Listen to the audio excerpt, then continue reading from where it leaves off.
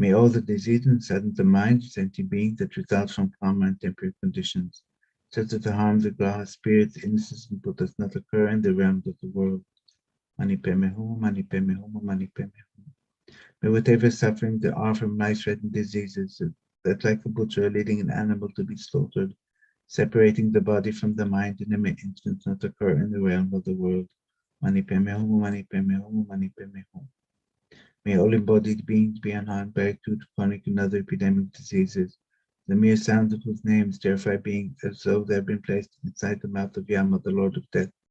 Mani Padme Hum, Mani Padme Hum, Mani Padme Hum.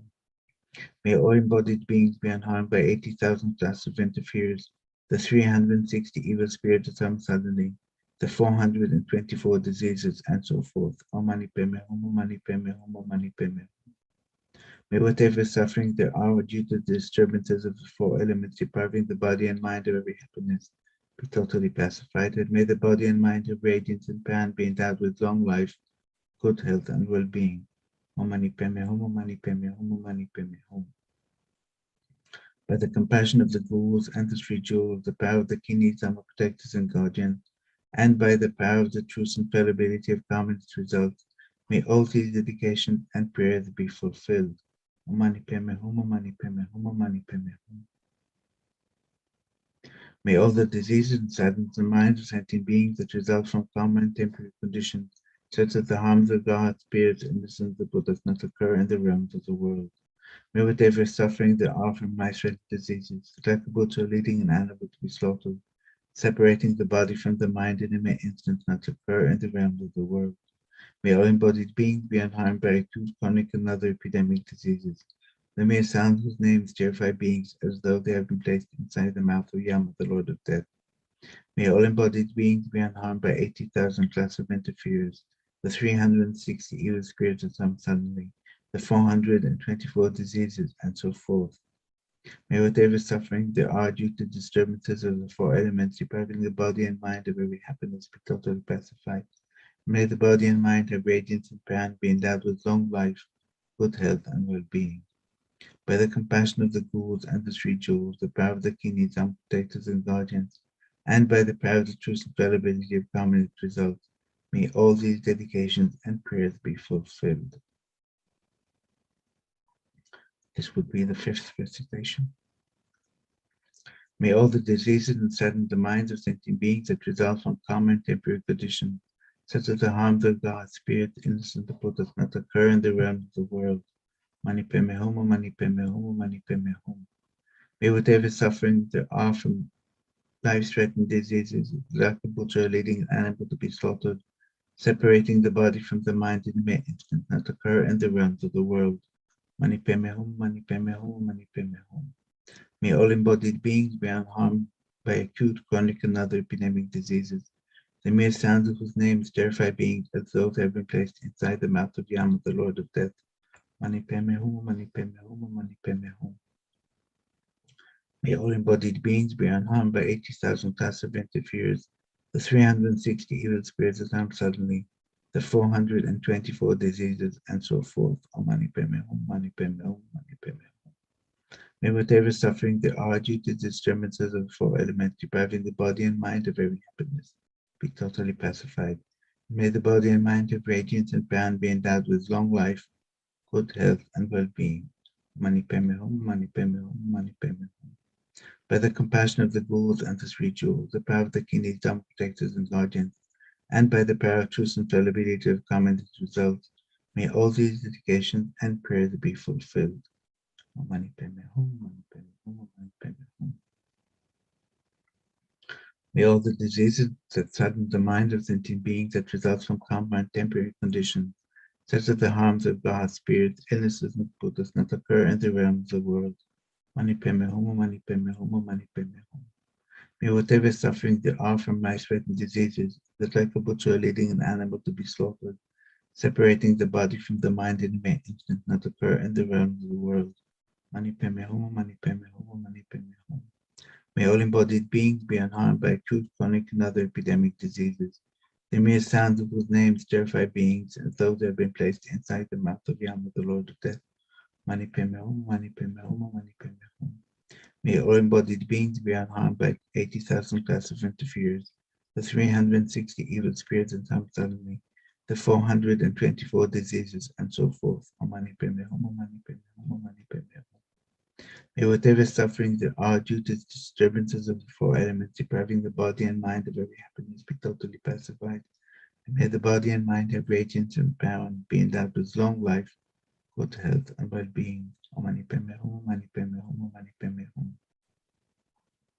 By the compassion of the ghouls and the three jewels, by the power of the Kinitam protectors and guardians, and by the power of the truth and fallibility of karma and its results, may all these dedications and prayers be fulfilled.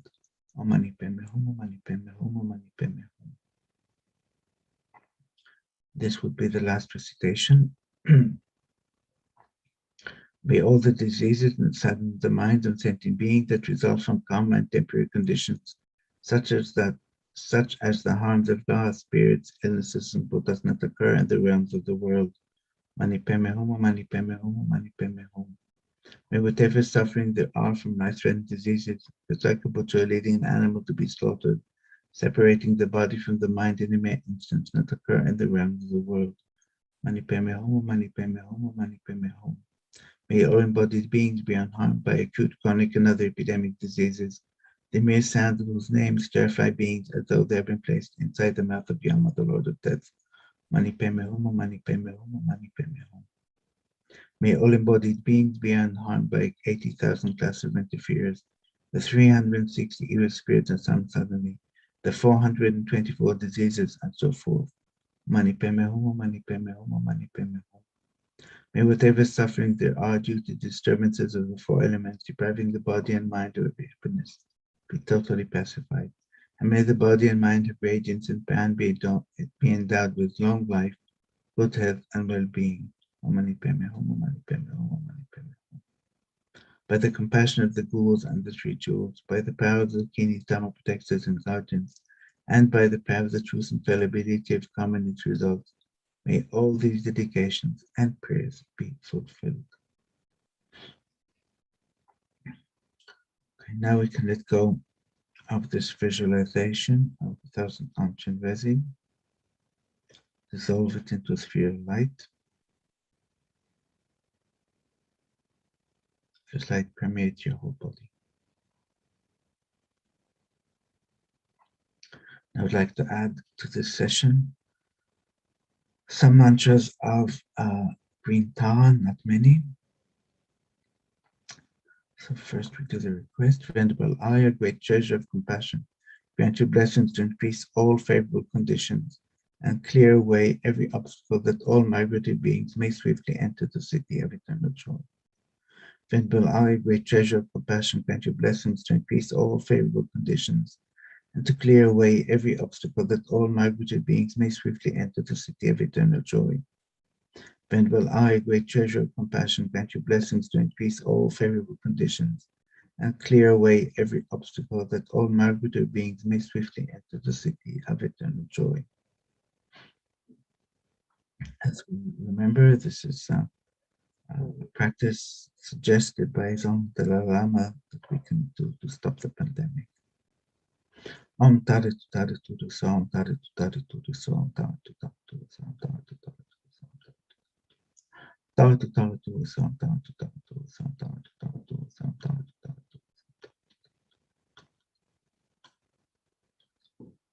Om Tare Tare Tudu Som Tare Tare Tudu Som Tare Tare Tudu Som Tare Tare Tudu Som Tare Tare Tudu Som Tare Tare Tudu Som Tare Tare Tudu Som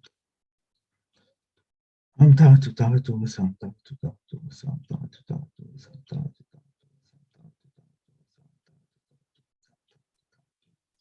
Om Tare Tare Tudu Tare Tare Tudu Som Tare Tare Tudu Som Tare Tare Tudu Som Tare Tare Tudu Som Tare Om Tare Tare Tudu Som Om Tare Tare Tudu Soha. Okay, we can start the dedication. However many sick, sentient beings there are, may they quickly be freed from all sicknesses. May all the sicknesses, without exception, of giants and military beings never occur again.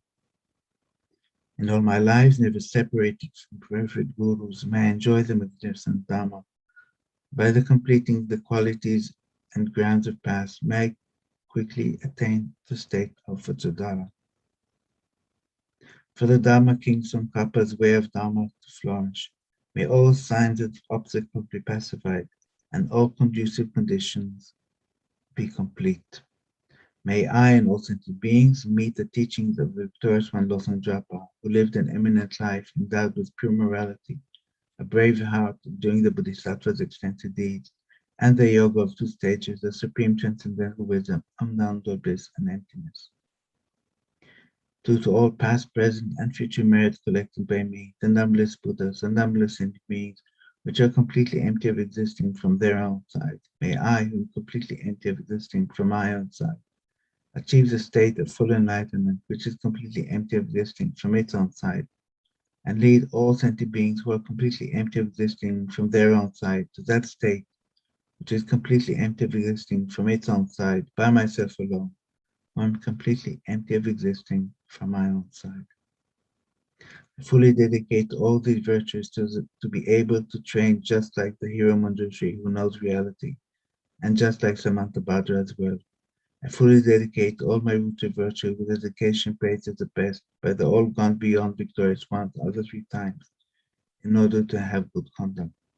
Due to the 2 types of merits of the 3 times of myself and others, may the teachings of victorious one Losang Drapa shine resplendent forever. And for the IMI, may I and all others, particularly the IMI Sangha, be able to live a life of pure moral conduct like Lama Tsongkhapa himself, train the mind in bodhicitta and live in pure view and conduct. In this way, may we be able to complete our lives without corrupting the pure wisdom of the second Buddha's teaching. May the precious supreme bodhicitta not yet born arise, may that arisen not decline, but increase more and more. Samsara nirvana, like even an atom of inherent existence, and cause and effect, independent arising without betraying. I seek your blessing to discern the meaning of Nagarjuna's thought, that these 2 are mutually complementary and not contradictory.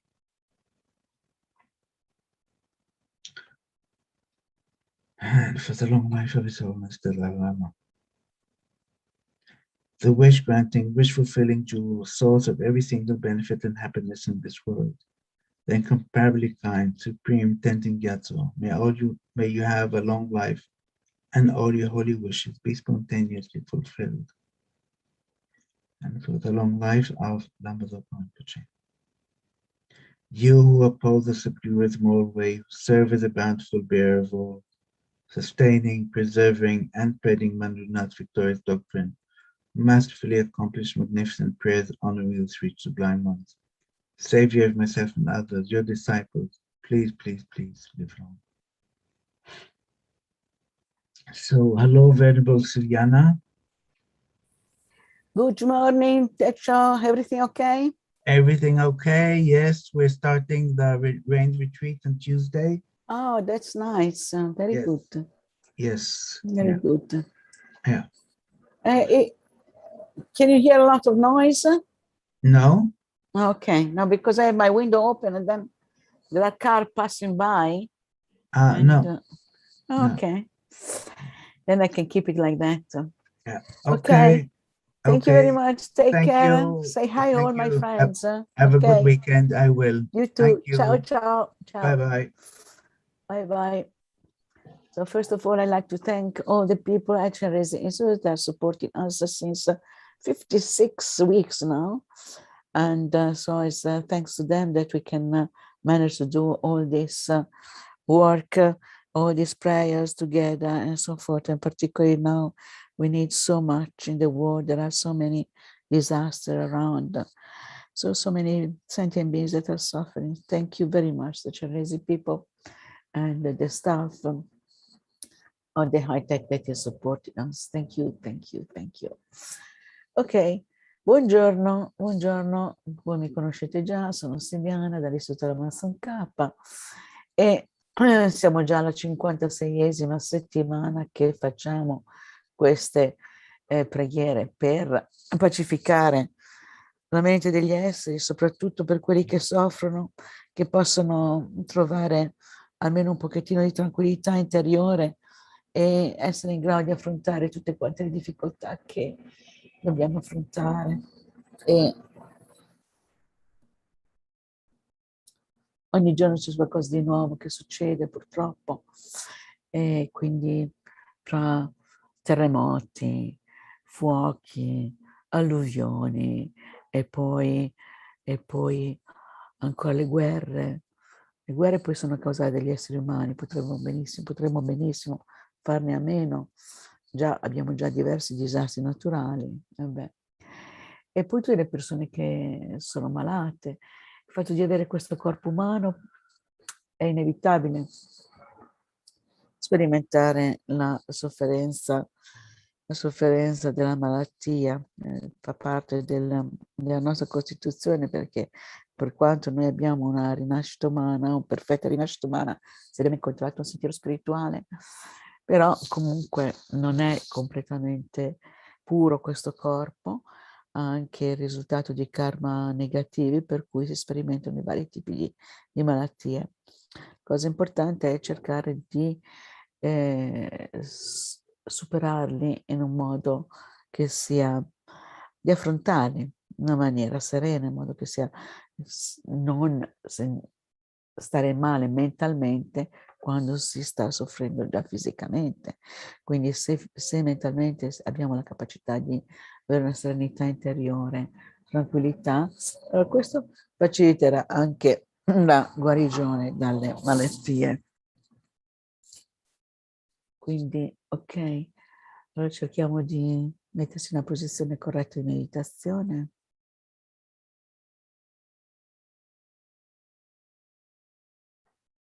Particolarmente con la spina dorsale dritta. Portiamo gradualmente la nostra attenzione al movimento naturale del respiro.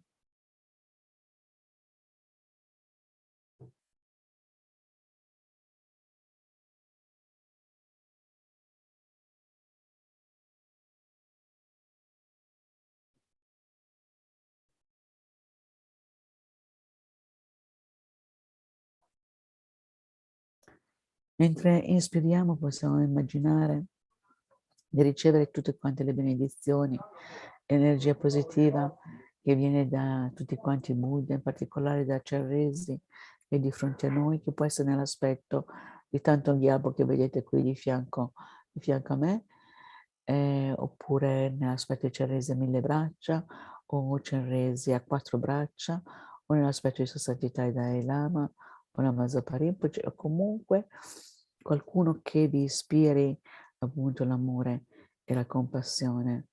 Immaginiamo che questa luce entri dentro di noi mentre inspiriamo, riempiendo completamente il nostro cuore, il nostro corpo. E quando espiriamo diamo a tutti quanti gli altri esseri intorno a noi, a partire dal nostro Padre. Alla nostra destra, alla sinistra abbiamo la nostra madre, quindi dietro di noi tutti quanti gli esseri che sono i nostri amici, che sono le persone che ci piacciono, a cui vogliamo bene, tutti quanti nell'aspetto di esseri umani, anche tutti quanti gli altri esseri dei vari reami. E di fronte a noi abbiamo coloro che consideriamo nemici o che le persone che non ci piacciono, quelle che ci creano dei problemi. E tutti quanti mandiamo questa luce quando espiriamo di amore e compassione verso tutti quanti affinché possano stare bene.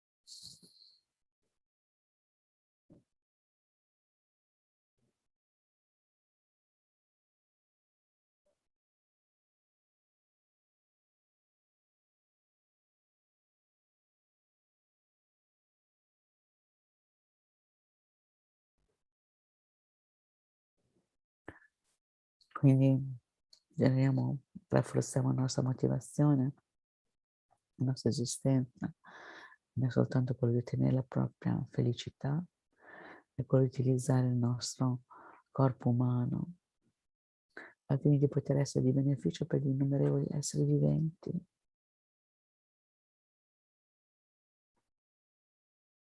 Possiamo pensare a tutti quelli che stanno soffrendo in questo momento.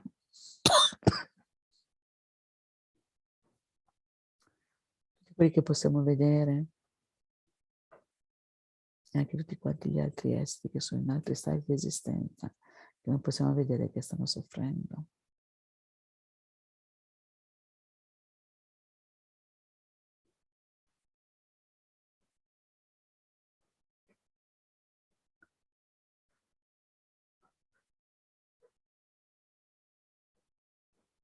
E pensiamo che di poter essere in grado di fare qualcosa per loro e particolarmente riuscire ad ottenere lo stato di Buddha, poter portare a termine il lavoro nel miglior modo possibile per tutti quanti gli esseri viventi. E per questo prendiamo ispirazione dai nostri maestri, da Chenrezig, da Buddha Sakyamuni, che è lo scopo, è il nostro risultato ultimo. Quindi quando prendiamo rifugio proprio in queste possibilità, queste potenzialità che noi abbiamo di realizzare questo stato. Quindi proprio con l'intenzione di avere una mente tranquilla e pacifica che non si fa intrappolare dalle cause della sofferenza, particolarmente dall'ignoranza, dal rancore, dall'attaccamento. Quindi immaginiamo infiniti raggi di luce che toccano noi stessi e tutti quanti gli altri esseri viventi mentre noi prendiamo rifugio. Io e tutti gli esseri senzienti, tanti quanti lo spazio infinito, prendiamo rifugio nel prezioso Guru Buddha, prendiamo rifugio nel Buddha, nel Dharma, nel Sangha, prendiamo rifugio nell'assemblea dei Guru, dei divinità meditativi, dei Dakini, prendiamo rifugio nella chiarezza vuota della nostra mente, Dharmakaya. Io e tutti gli esseri senzienti, tanti quanti lo spazio infinito, prendiamo rifugio nel prezioso Guru Buddha, prendiamo rifugio nel Buddha, nel Dharma, nel Sangha, prendiamo rifugio nell'assemblea dei Guru, dei divinità meditativi, dei Dakini, prendiamo rifugio nella chiarezza vuota della nostra mente, Dharmakaya.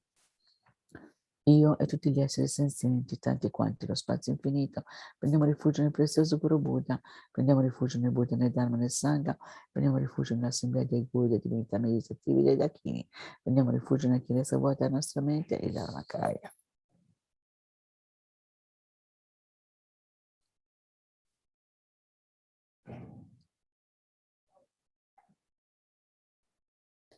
Quindi mentre recitiamo il mantra Om Mani Padme Hum, pensiamo che recitando appunto il mantra Om Mani Padme Hum, ogni sillaba purifica un determinato stato di esistenza, quindi purifichiamo gli inferni, lo stato di esistenza dei preta, lo stato di esistenza degli animali, degli esseri umani, degli asura e tutti quanti gli esseri dello stato intermedio. E recitando il mantra attiviamo le nostre potenzialità, le 6 perfezioni della generosità, della moralità, della pazienza, della concentrazione, dell'entusiasmo e della saggezza. Recitando il mantra Mani Padme Hum anche una sola volta si purificano infiniti eoni di karma negativo. Se poi, mentre recitiamo il mantra, abbiamo anche la motivazione di bodhicitta, l'energia positiva che accumuliamo è infinita. Come dice Lama Zopa Rinpoche, cieli infiniti di meriti. Om Mani Padme Hum, Mani Padme Hum, Mani Padme Hum, Mani Padme Hum, Mani Padme Hum, Mani Padme Hum, Mani Padme Hum, Mani Padme Hum. Om Mani Padme Hum, Mani Padme Hum, Mani Padme Hum, Mani Padme Hum, Mani Padme Hum, Mani Padme Hum. Om Mani Padme Hum, Mani Padme Hum, Mani Padme Hum, Mani Padme Hum, Mani Padme Hum, Mani Padme Hum. No, Mani Padme Hum, Mani Padme Hum, Mani Padme Hum, Mani Padme Hum, Mani Padme Hum, Mani Padme Hum, Mani Padme Hum, Mani Padme Hum, Mani Padme Hum, Mani Padme Hum, Mani Padme Hum.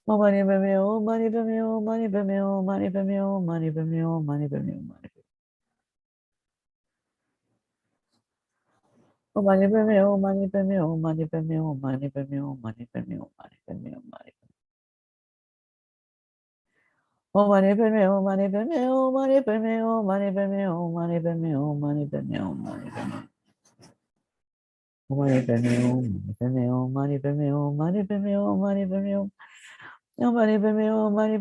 mani padme hum, mani padme hum, mani padme hum.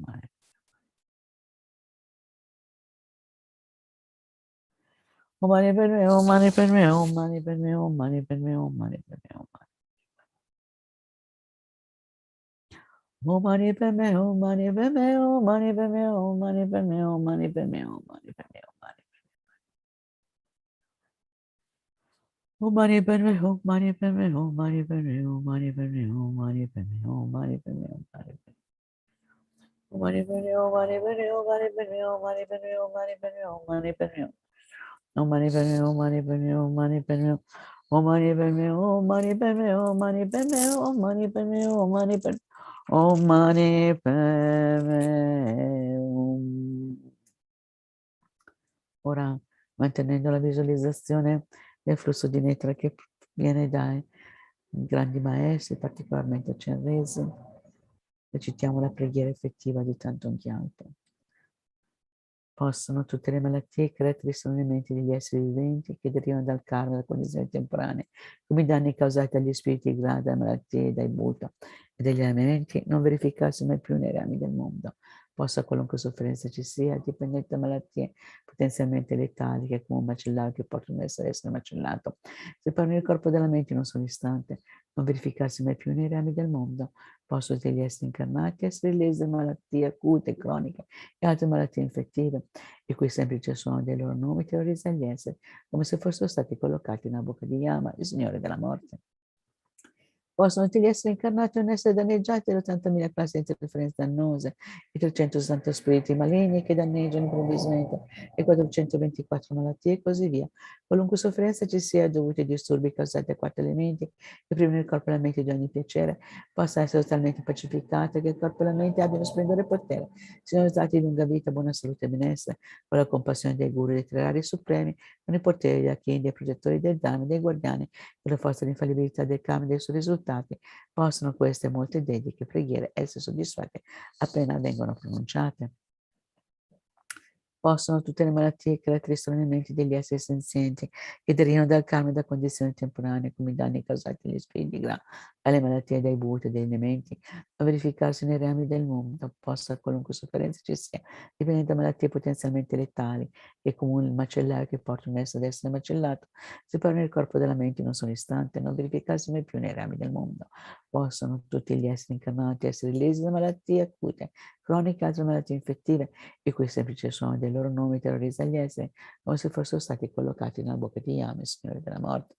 Possono tutti gli esseri incarnati non essere danneggiati dalle 80.000 classi di interferenze dannose, i 360 spiriti maligni che danneggiano improvvisamente, le 424 malattie e così via. Qualunque sofferenza ci sia dovuta ai disturbi causati dai 4 elementi che privano il corpo e la mente di ogni piacere, possa essere totalmente pacificata, che il corpo e la mente abbiano splendore e potere, siano dotati di lunga vita, buona salute e benessere, con la compassione dei guru e dei tre rari supremi, con i poteri dei King, dei protettori del Dhamma e dei guardiani, con la forza e l'infallibilità del karma e dei suoi risultati, possono queste molte dediche preghiere essere soddisfatte appena vengono pronunciate. Possono tutte le malattie e caratteristiche elementi degli esseri senzienti che derivano dal karma, le condizioni temporanee come i danni causati agli spiriti gradi, le malattie, dai bhuta degli elementi, non verificarsi mai più nei rami del mondo. Possa qualunque sofferenza ci sia, dipendente da malattie potenzialmente letali, che come un macellaio che porta un essere ad essere macellato, separano il corpo dalla mente in un solo istante, non verificarsi mai più nei rami del mondo. Possono tutti gli esseri incarnati essere lesi da malattie acute, croniche e altre malattie infettive, il cui semplice suono dei loro nomi terrorizza gli esseri, come se fossero stati collocati nella bocca di Yama, il Signore della Morte. Possono tutti gli esseri incarnati non essere danneggiati da 80.000 classi di interferenze dannose, 360 spiriti maligni che danneggiano improvvisamente, 424 malattie e così via.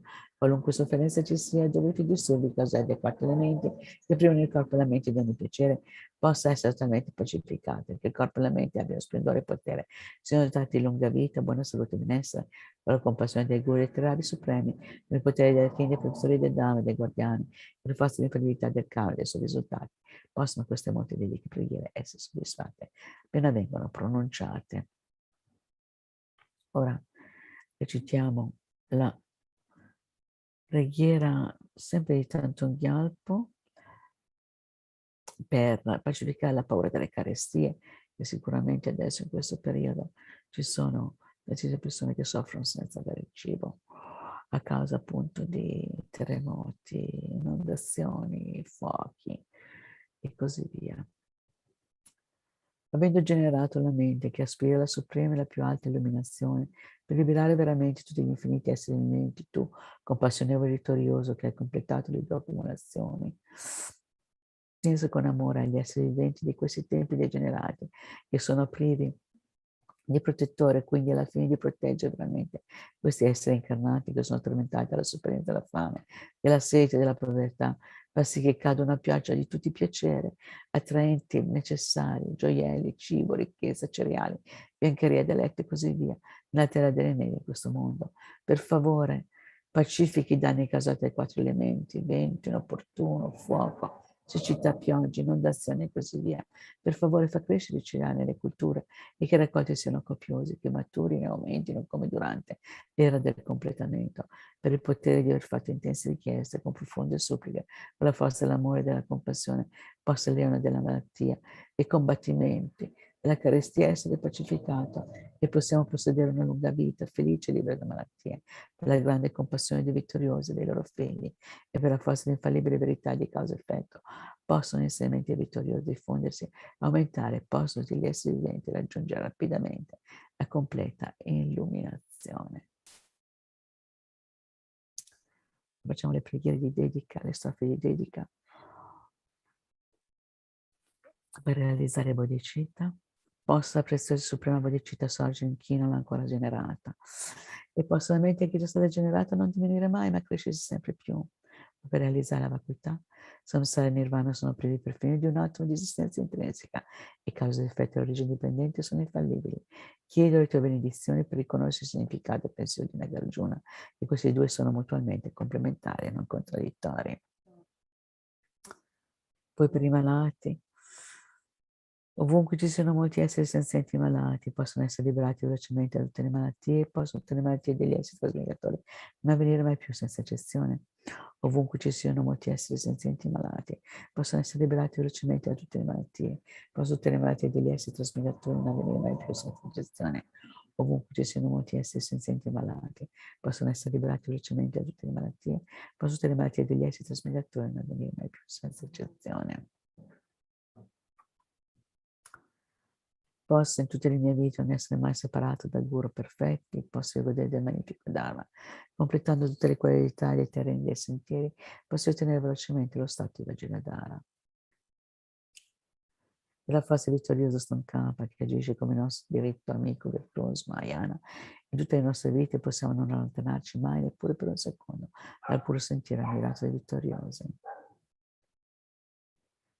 Resto usati degli esseri senzienti come la terra, l'acqua, il fuoco e l'aria, le medicine, il legno d'arte nelle foreste, possa io essere sempre usato dagli esseri senzienti esattamente come loro fa comodo, senza alcuna resistenza. Poi, per considerare gli esseri senzienti molto preziosi, posso io prendermi cura degli altri come della mia stessa vita, posso io considerarli ancora di più che di me stessa, posso il loro karma negativo maturare su di me, posso tutte le mie virtù maturare su di loro.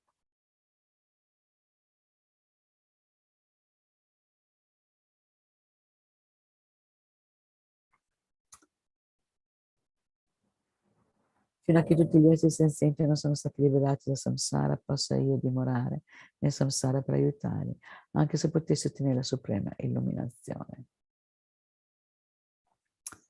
Posso io diventare come un gioiello che esaudisce i desideri e come un albero che esaudisce e soddisfa tutte le speranze degli esseri trasmigratori.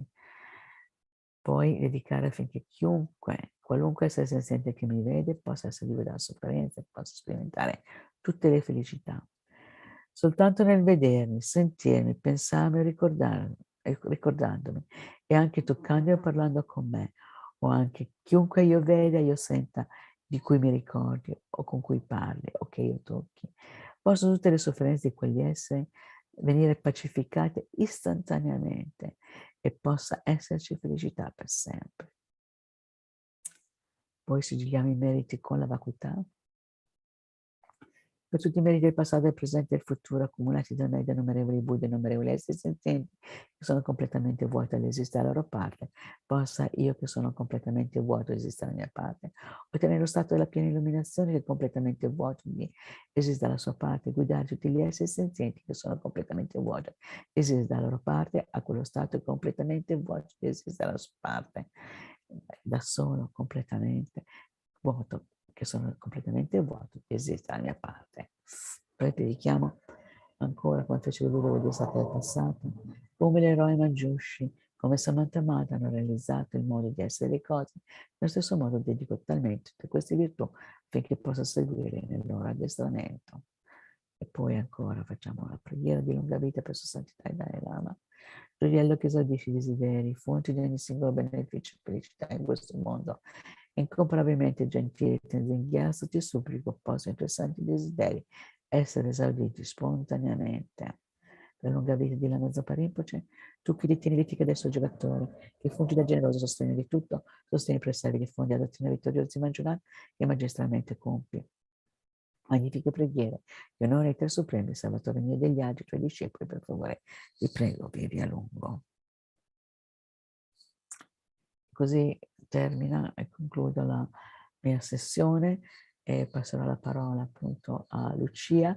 Intanto volevo ricordarvi che oggi le sessioni in italiano sono alle 9 adesso appunto con Lucia e poi dopo alle 10:30 con Cristiana, poi alle 19 con Agata e anche alle 19:30 sempre con Agata. E poi volevo ricordarvi anche che questo mercoledì continua gli incontri con Paola Cicestre, in particolare questo mercoledì alle 7:30 di sera, 19:30, lei guiderà una puja a Tara verde, e spiegherà anche come fare questa pratica ed è parte del suo corso di introduzione al tantra, per cui sarà molto interessante e lei è molto brava a spiegare le cose, anche perché ha avuto la sua esperienza è che ha fatto vari lunghi ritiri di 3 anni, penso avrà fatto circa forse 12 anni di ritiro in solitaria e quindi ha moltissime esperienze, moltissime cose da condividere con chi è interessato appunto anche a praticare il tantra. Ok, grazie della partecipazione, ci si vede probabilmente il prossimo sabato, oppure se siete interessati anche mercoledì è possibile seguire, e per chi non ha seguito gli incontri precedenti li potete trovare i video nel canale YouTube FPMT Italiano sotto la playlist appunto Paola Chester, demistificare il tantra. Ok, Lucia, ciao. Ciao Siliana. Tutto bene? Buongiorno. Tutto bene? Bene, grazie. Tu tutto bene? Tutto perfetto, sì, grazie. Bene, bene. Siamo ancora vive questa mattina. Questa è la sorpresa incredibile. Questa è la sorpresa Sì. incredibile. Siamo ancora vive. Sì. È vero. Sì. Ok, ti lascio. Buona giornata e buona sessione. Grazie a quelli che hanno seguito. Ciao, ciao. Ciao. Ciao Siliana. Ciao. Ciao.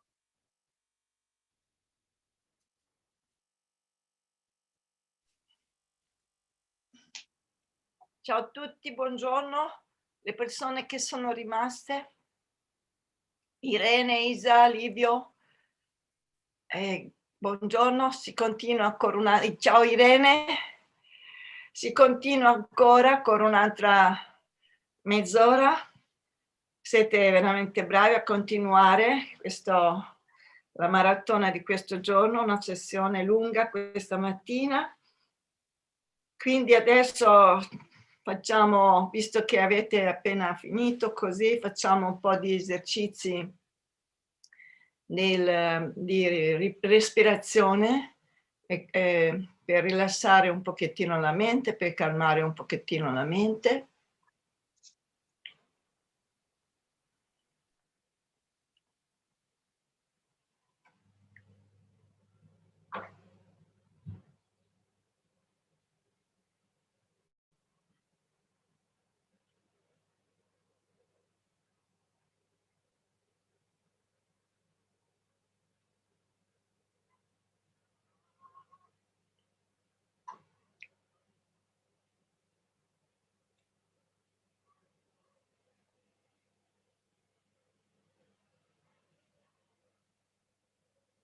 Sentiamo se ci sono delle tensioni nel nostro corpo mentre osserviamo il respiro.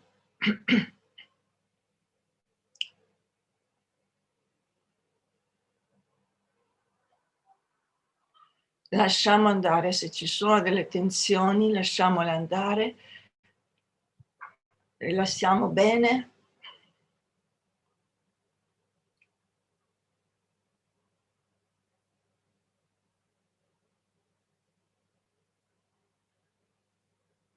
Se ci sono tensioni sul volto, dove si accumulano tensioni nelle mascelle, per esempio,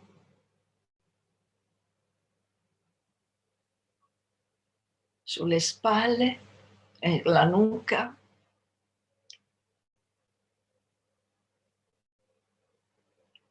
Sentiamo se ci sono tensioni lungo le braccia fino alle mani.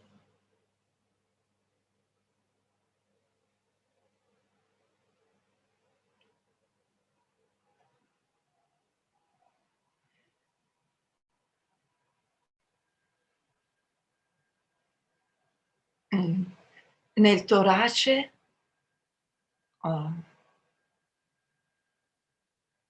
Sentiamo il respiro, la gabbia toracica si apre con il respiro.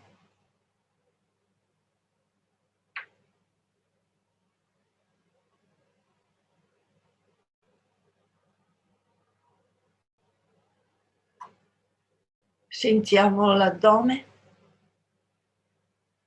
e gli organi che risiedono nell'addome a volte sono tesi. Sentiamo se ci sono tensioni.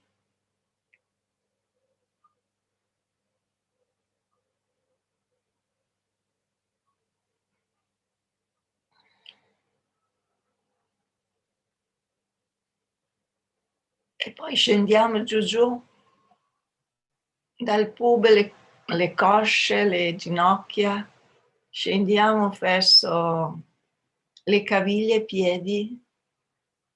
Sentiamo se ci sono delle tensioni.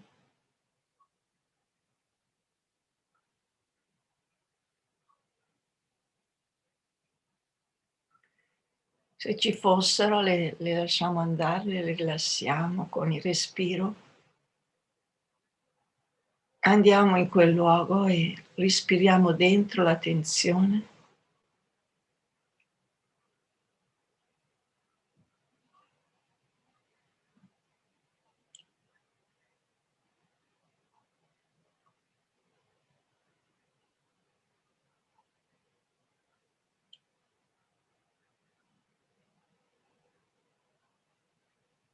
Quando il nostro corpo è bello rilassato così, allora pensiamo che questo è il nostro tempio, il tempio dentro il quale noi dimoriamo, dimora la nostra mente pura, momentaneamente pervasa dalle oscurazioni, ma al centro del nostro tempio c'è la nostra mente pura ed è sempre con noi.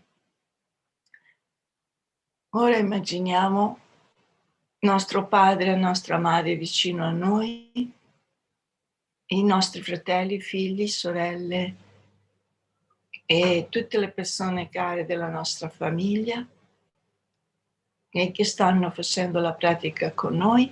Se abbiamo anche delle persone con le quali noi abbiamo ancora dei problemi, li inseriamo vicino a noi, davanti a noi,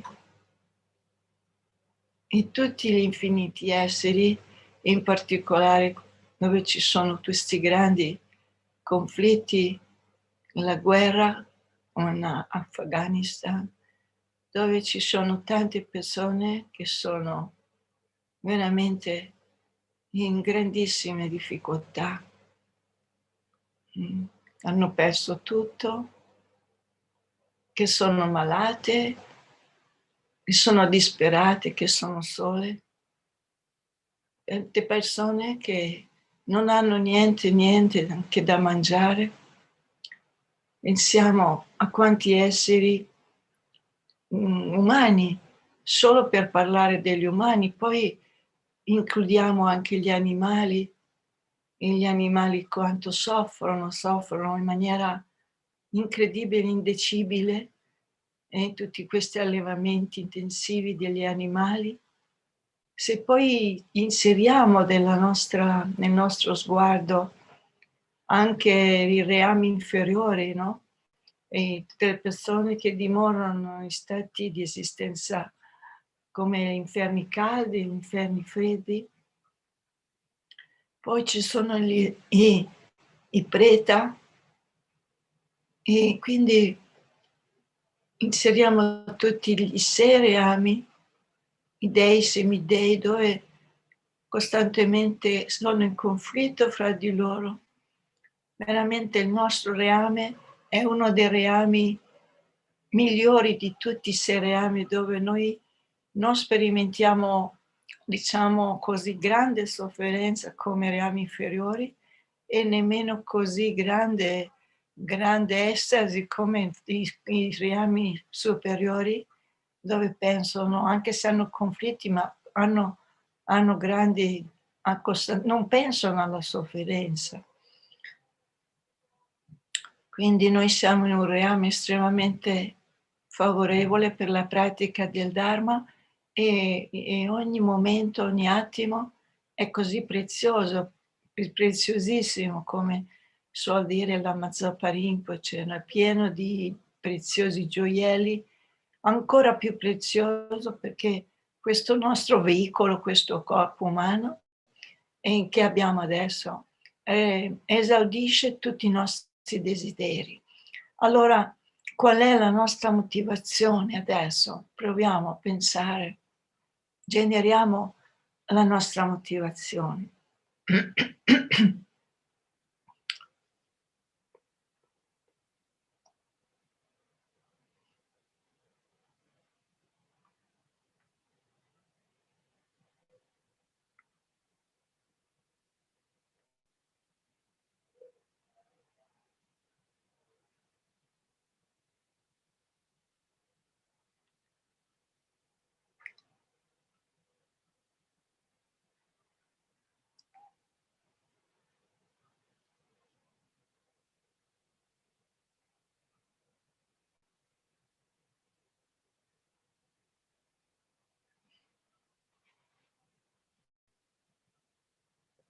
Quindi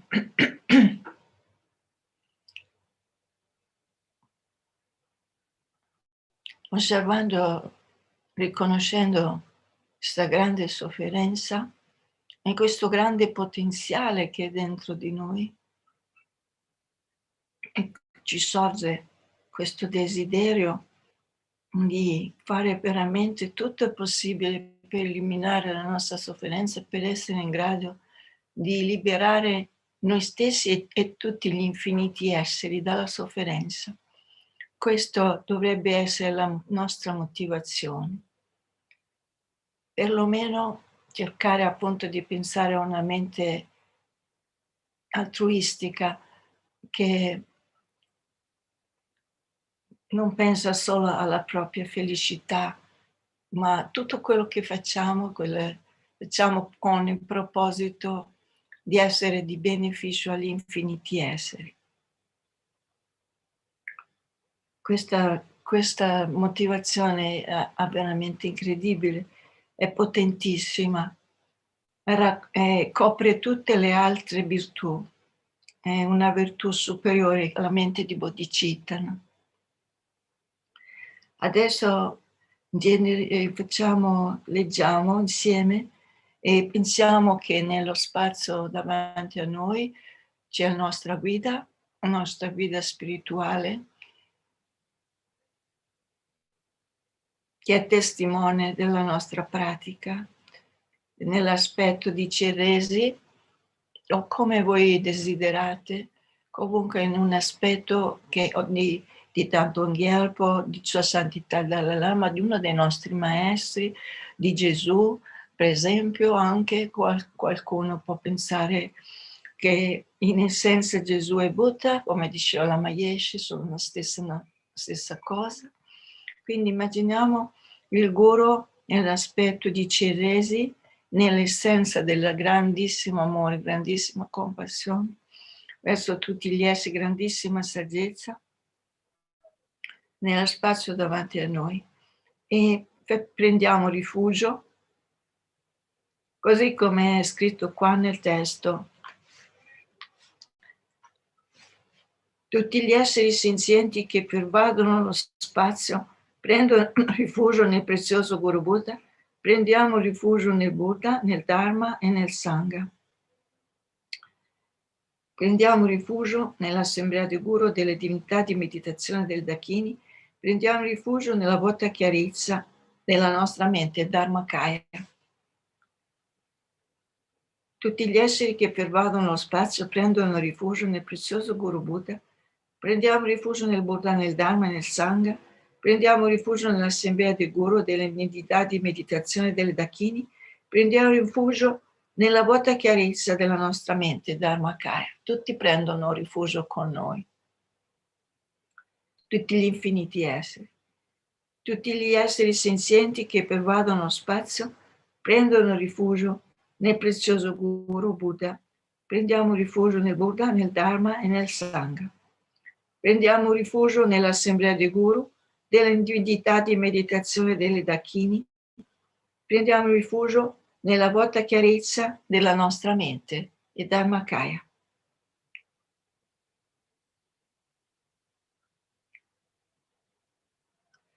Il nostro Guru, estremamente compiaciuto di quello che stiamo facendo, viene sulla sommità della nostra testa. Possiamo immaginare che rimane lì, oppure possiamo farlo assorbire dentro il chakra della testa alla gola e poi viene nel nostro cuore, dove c'è la nostra natura, il nostro tempio puro, si unisce alla nostra mente pura e da lì emaniamo tantissimi infiniti raggi di luce. Il Guru si unisce alla nostra mente, al nostro chakra del cuore, infiniti raggi di luce si emanano, vanno tutti intorno al nostro padre e alla nostra madre, tutti intorno a noi, tutti ricevono la luce del nostro cuore. Il cuore viene stimolato, questi raggi di luce contengono infiniti raggi piccoli Chenrezig, vanno nel cuore di tutti questi esseri. Poi i raggi si allargano, immaginiamo che tutti gli esseri ricevono nel loro cuore, in stati di inferiori, preta, gli animali, gli esseri senzienti, gli esseri umani, gli esseri che deriamo superiori, i dei semidei ricevono dal nostro cuore le raggi di luce pervasi dal grandissimo amore e compassione di Chenrezig che dimora dentro il nostro cuore. E recitiamo il mantra Om Mani Padme Hum. Om Mani Padme Hum, Mani Padme Hum, Mani Padme Hum, Mani Padme Hum.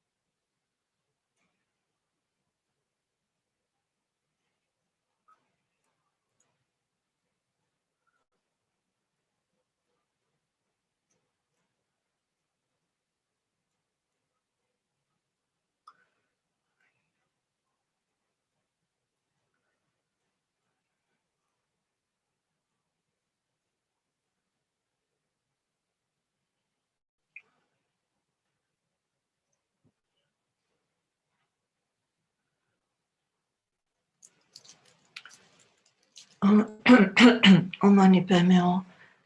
Om mani padme hum, mani padme hum, mani padme hum. Om mani padme hum, mani padme hum. Questi infiniti raggi di luce adesso si riassorbono in tutti, dopo essere stati emanati, si riassorbono nel nostro cuore, nel nostro tempio, dove dimora la nostra mente unita a quella del Chenrezig, che è il nostro guru, il nostro maestro. E quindi pensiamo che il nostro potere di amore e compassione sono diventati molto più potenti e molto più forti. La nostra capacità di contenere la sofferenza degli altri è molto più grande e potente. Possiamo vedere, avendo aperto il cuore verso tutti gli esseri, come tutti gli esseri dimorano dentro di noi, in realtà non appaiono nella nostra mente. Quindi significa che noi abbiamo questa grande mente che non è piccola quanto è piccolo il nostro corpo, no? Ma è infinita e ha la capacità di emanarsi, quindi di raccogliere, accogliere gli infiniti esseri dentro il nostro cuore, dentro la nostra mente, come gli esseri non sono separati da noi. Adesso facciamo la preghiera di Thangtong Gyalpo. Possono tutte le malattie che rattristano le menti degli esseri senzienti e che sono il risultato del karma e delle condizioni temporanee, come pure danni arrecati dagli spiriti, dalle malattie e dagli elementi, mai sorgere nel reame del mondo. Possono le sofferenze delle malattie che mettono in pericolo la vita e che separano un solo istante il corpo dalla mente, come il macellaio che conduce un essere al macello, mai sorgere nei reami del mondo.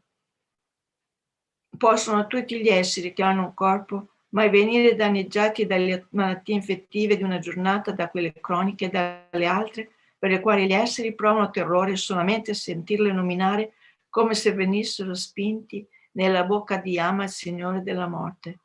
Possono tutti gli esseri che hanno un corpo mai venire danneggiati dagli 80.000 tipi di interferenze, da 360 demoni malvagi che danneggiano all'improvviso e dalle 424 malattie.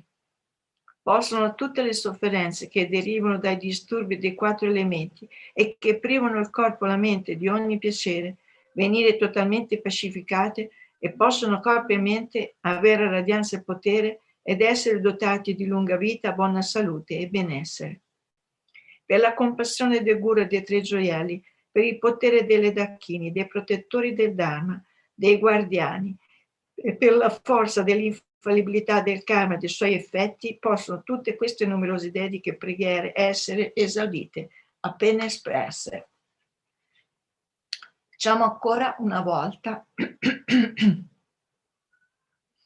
Possono tutte le malattie che rattristano le menti degli esseri senzienti e che sono il risultato del karma e delle condizioni temporanee, come pure i danni arrecati dagli spiriti, dalle malattie e dagli elementi, mai sorgere nel reame del mondo.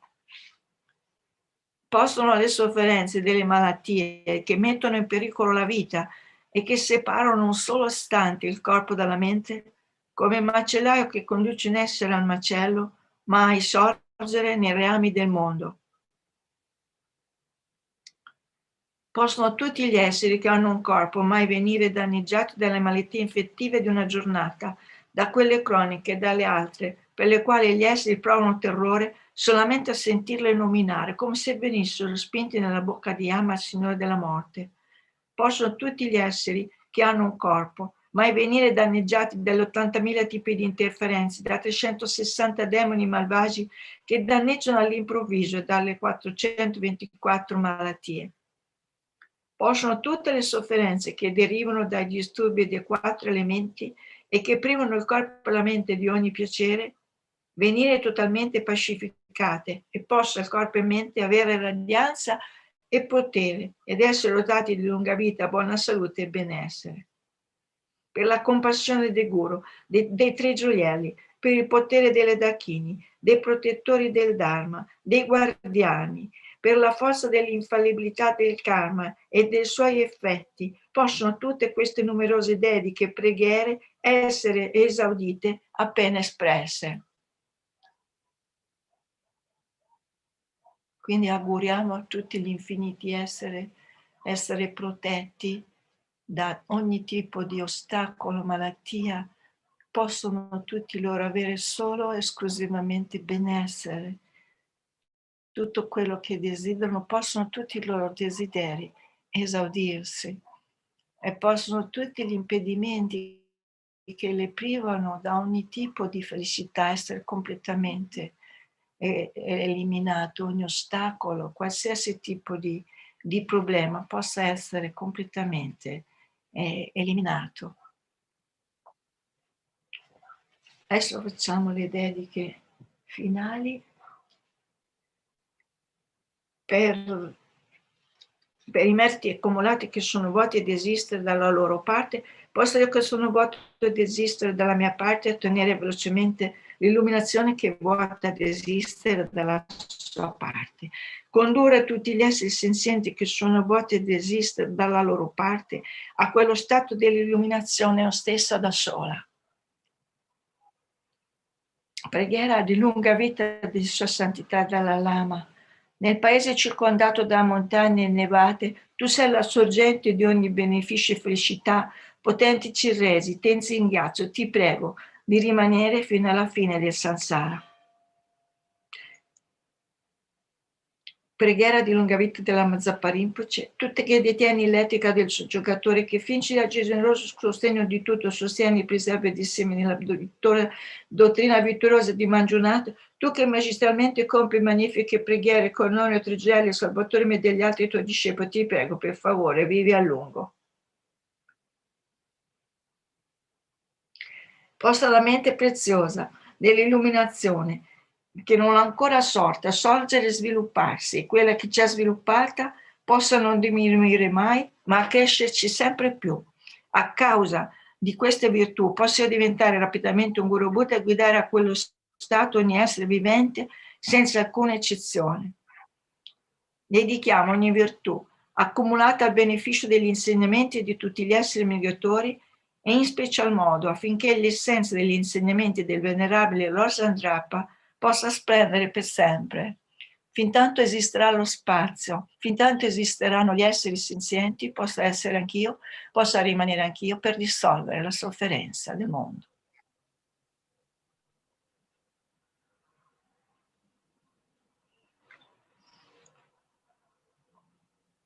Quindi adesso abbiamo terminato. Vi ringrazio, vi auguro una buona giornata e adesso c'è tutta di Nalanda. E ciao a tutte.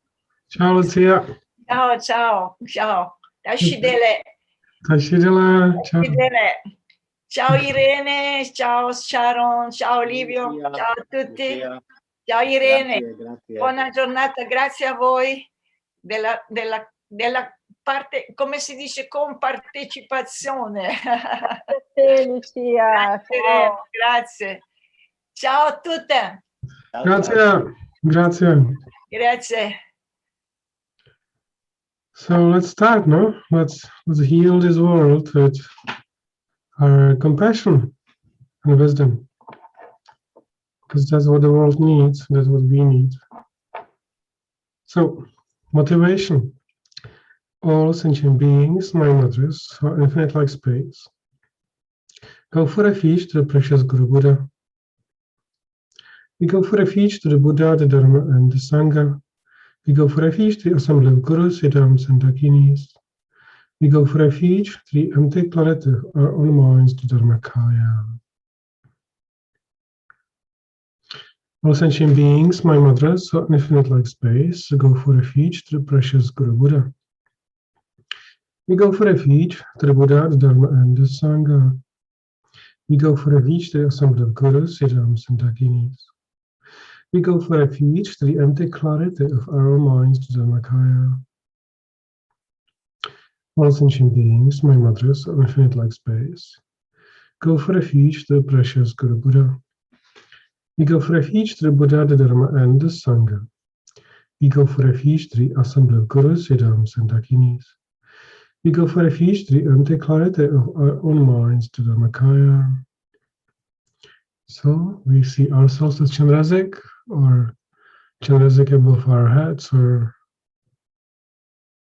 in front of us, and streams of purifying nectar pour down from his heart, from the mantra circle, at his heart or our heart, and purifies all sentient beings, surrounding us from all the ailments and causes of those. Yeah, let our compassion heal the world and its beings and the environment and its causes for better results. Om Mani Padme Hum.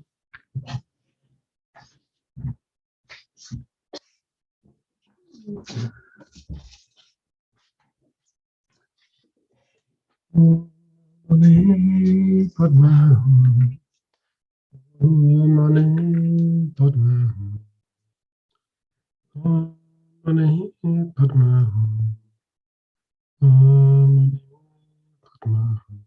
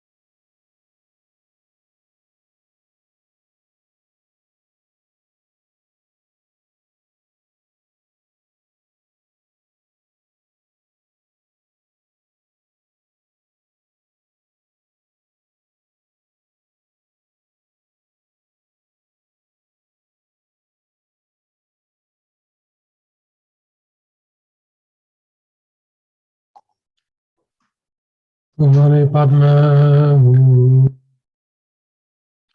May all the diseases that threaten the minds of sentient beings, that result from karma and temporary conditions, such as the harms of gross spirits, illnesses, and the Buddhas, not occur in the realms of the world. May whatever sufferings there are from life-threatening diseases, death like a butcher leading an animal to be slaughtered, separate the body from the mind in a mere instant, not occur in the realms of the world. May all embodied beings be unharmed by acute, chronic, and other epidemic diseases, the mere sounds of whose names terrify beings, as though they had been placed inside the mouth of Yama, the Lord of Death. May all embodied beings be unharmed by 80,000 classes of interference, 360 evil spirits that harm suddenly, the 424 diseases, and so forth. May whatever sufferings there are due to disturbances of the four elements, depriving the body and mind of every happiness, be totally pacified. And may the body and mind have reliance and power, be endowed with long life, good health, and well-being. By the compassion of the Gurus of the Three Jewels, the power of the Dakinis, Dharma protectors and guardians, by the power of the truth of the infallibility of karma and its results, may all these dedications and prayers be fulfilled.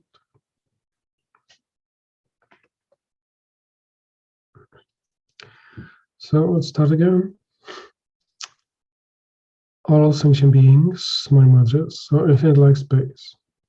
Go for refuge to the precious Guru Buddha. We go for refuge to the Buddha, the Dharma, and the Sangha.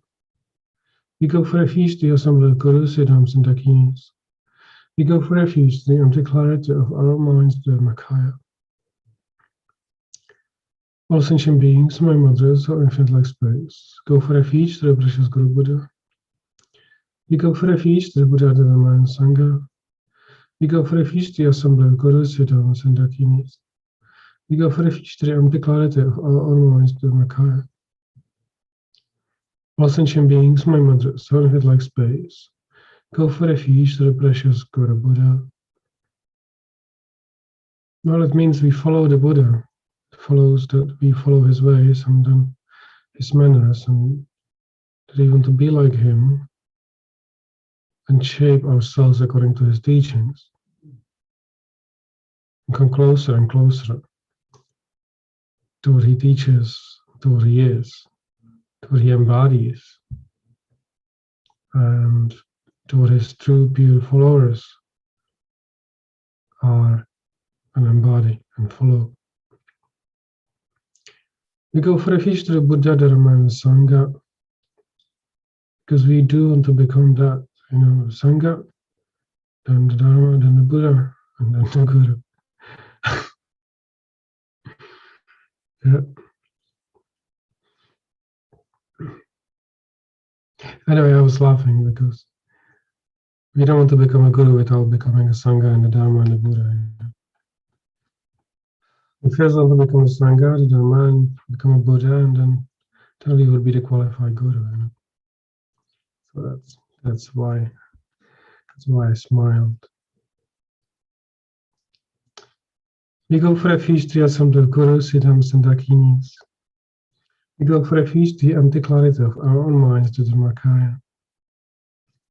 So ourselves as Chenrezig, full of compassion, united with wisdom, of course, and Mani Padme Hum, so method and wisdom united.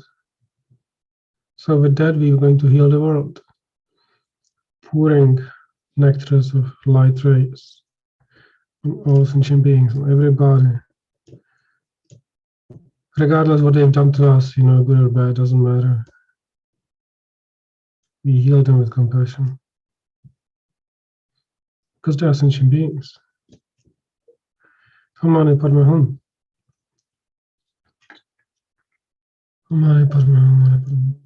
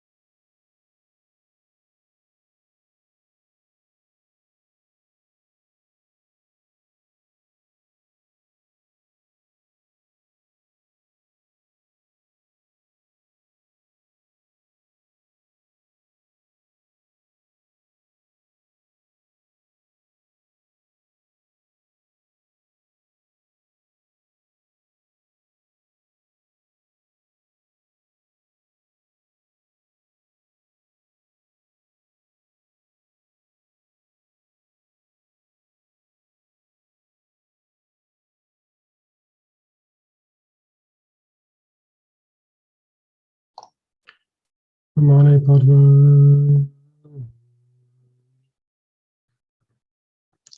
So you can imagine that all sentient beings have been healed from all the ailments and diseases and their causes, spirit harm and mental obscuration, and all that which causes sufferings, all that which produces obscurations, and unwanted state. All that we completely purified, pacified, all sentient beings have become Chenrezig. They have compassion. All sentient beings completely pure. Their minds completely purified. With all the good qualities of the Buddha, the wisdom and compassion and power.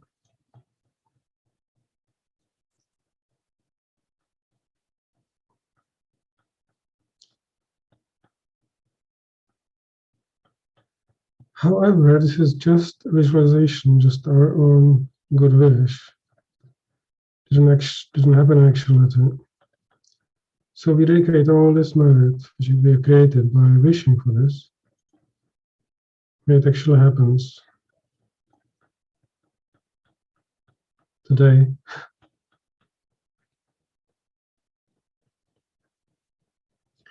We already see this, that sudden minds of human beings that result from karma and temporary conditions, such as the harms of Graha spirits, illnesses, and the Buddhas not occur in the regions of the world. May whatever sufferings there are from life-threatening diseases, like a butcher leading an animal to be slaughtered, separate the body from the mind in a mere instant, not occur in the regions of the world.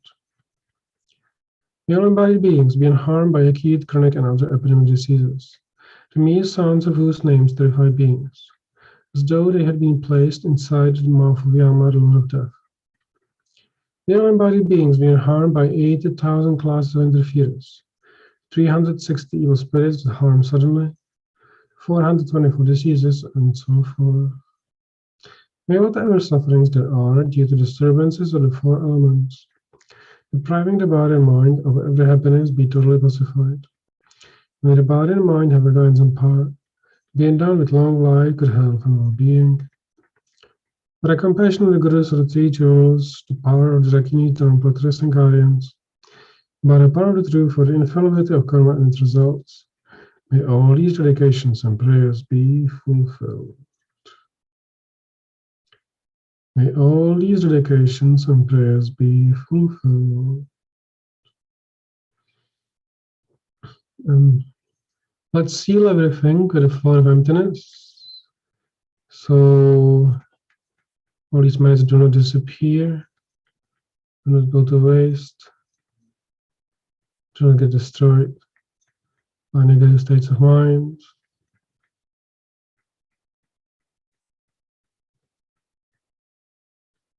May they all arrive on as a source of happiness and good development on the path for all sentient beings, up to full enlightenment.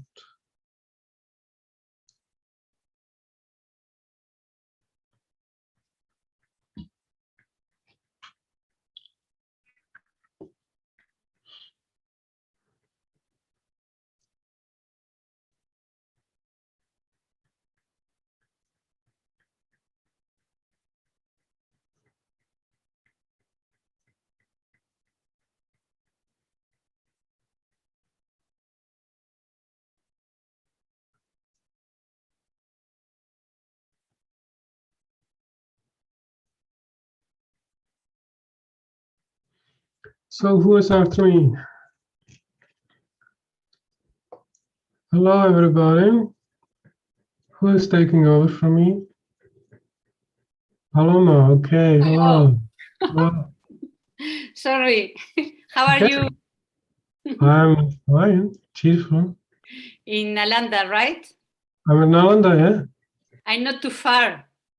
I'm Begoña Líder. Where are you? Dorje Pamo. Oh, really? What do you do there? Yes.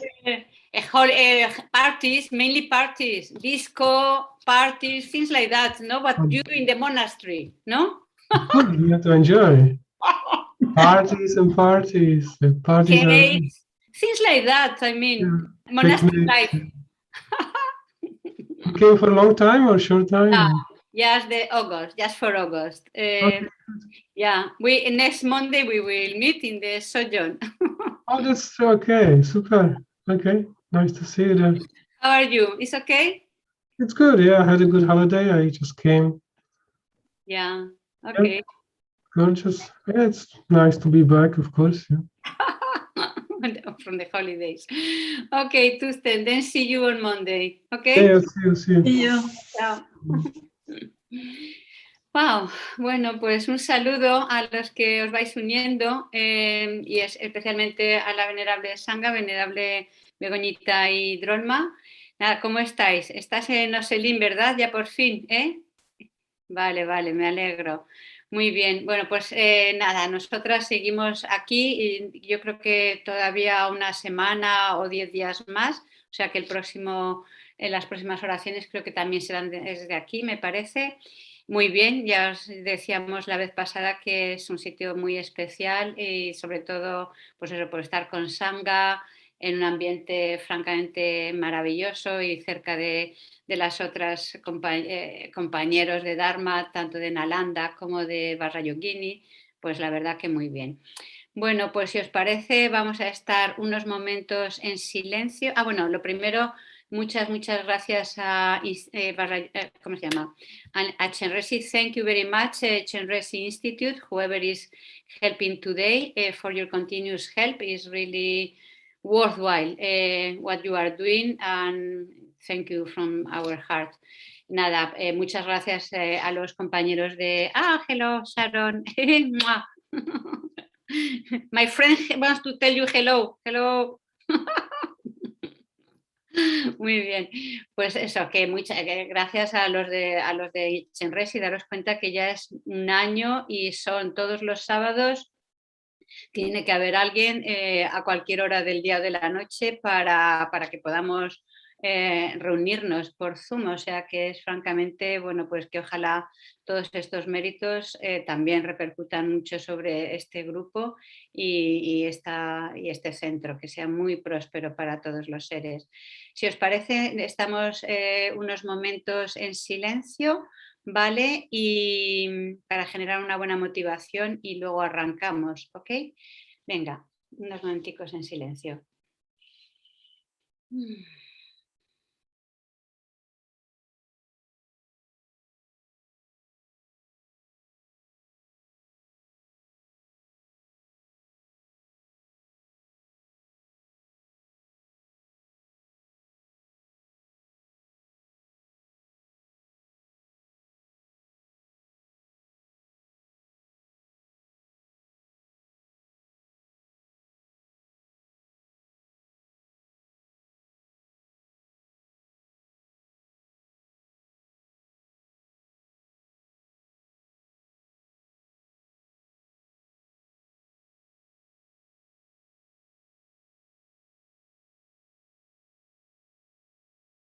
Y tomamos conciencia de la oportunidad que tenemos y además el poder asumir la responsabilidad de que ya que tenemos estas condiciones para practicar el Dharma, especialmente el Dharma Mahayana, que podamos ayudar a los seres a liberarse de los venenos de la mente, especialmente la actitud egocéntrica y todos sus familiares y del aferramiento al yo.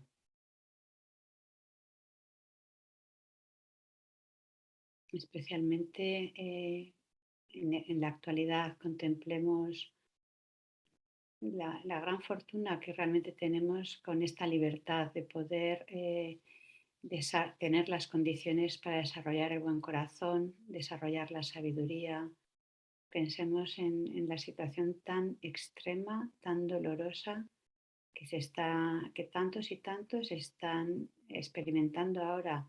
Ni siquiera tenemos que pensar en los otros reinos de existencia, que es abrumador, pero es que incluso en este mundo humano, fijaros lo que tantos están viviendo.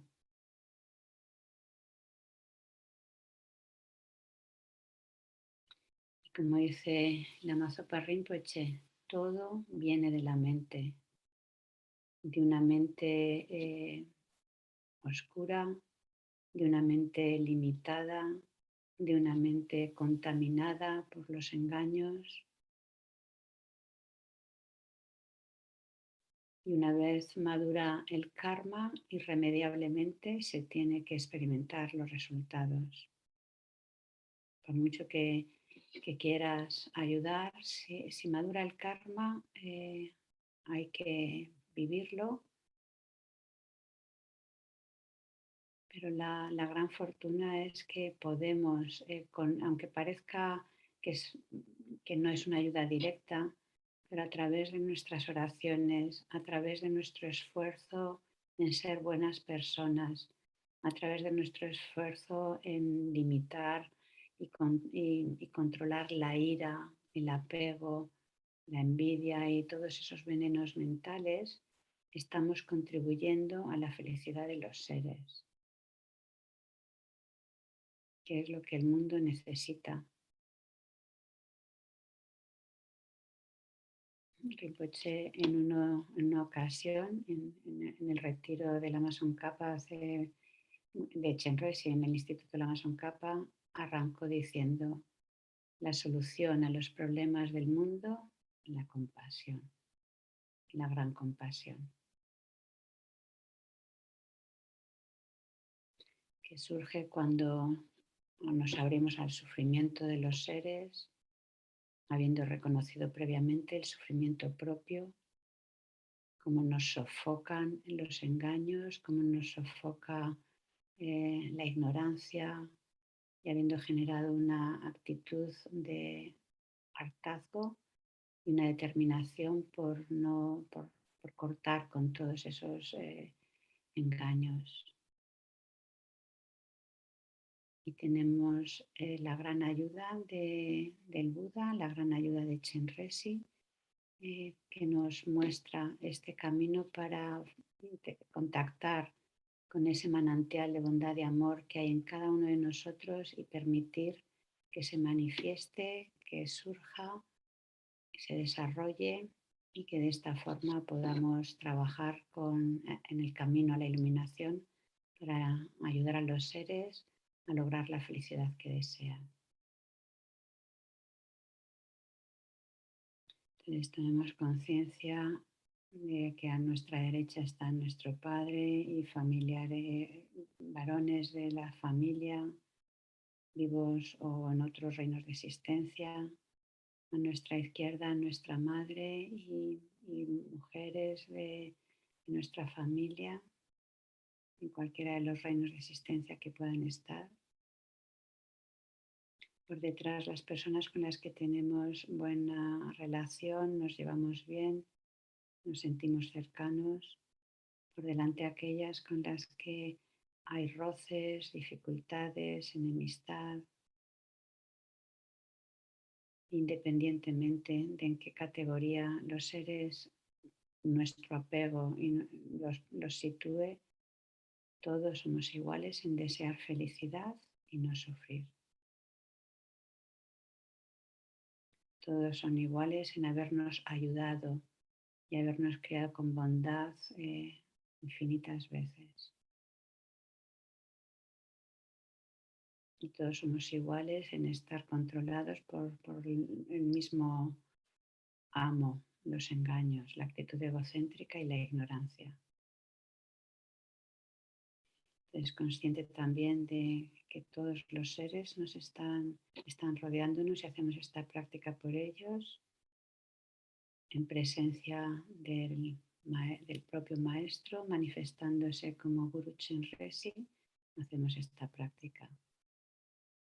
Visualiza a tu propio maestro en ese aspecto luminoso, radiante de Chenrezig, el Buda de la compasión. Su mera contemplación ya hace que nuestra mente esté apacible y abierta. Tomamos refugio. Todos los seres, vastos como el espacio y yo mismo, desde ahora y hasta que alcancemos la esencia de la budeidad suprema, buscamos refugio en los maestros puros y gloriosos. Buscamos refugio en los victoriosos Budas perfectos. Buscamos refugio en el Dharma puro y buscamos refugio en la Sangha superior. Todos los seres, vastos como el espacio y yo mismo, desde ahora y hasta que alcancemos la esencia de la budeidad suprema. Buscamos refugio en los maestros puros y gloriosos. Buscamos refugio en los victoriosos Budas perfectos. Buscamos refugio en el Dharma puro y buscamos refugio en la Sangha superior. Todos los seres, vastos como el espacio y yo mismo, desde ahora y hasta que alcancemos la esencia de la budeidad suprema, buscamos refugio en los maestros puros y gloriosos. Buscamos refugio en los victoriosos Budas perfectos. Buscamos refugio en el Dharma puro y buscamos refugio en la Sangha superior. Tomamos refugio en la asamblea de maestros espirituales, en las deidades de meditación y en las dakinis, y tomamos refugio en la claridad vacía de nuestra propia mente, el Dharmakaya. Entonces, al recitar el mantra, visualizamos que desde el Guru Chenrezig, desde su corazón, está irradiando como un potente torrente de energía compasiva, luminosa, que se irradia por todo su cuerpo, por todos sus poros, hacia todos y cada uno de los seres. Piensa, no solamente te llega a ti limpiándote de todos tus venenos, piensa que llega a todos y cada uno de los que están ahora pues, afligidos, ya sea por la enfermedad, por el miedo, por el terror, por ejemplo, allí en Afganistán, o el terror de las llamas, de los diferentes incendios. Entonces llega a todos y cada uno de los seres y también a aquellos que infligen el daño, limpiando esos venenos de la mente, apaciguando, serenando y purificando completamente toda la negatividad, las causas de sufrimiento y los oscurecimientos.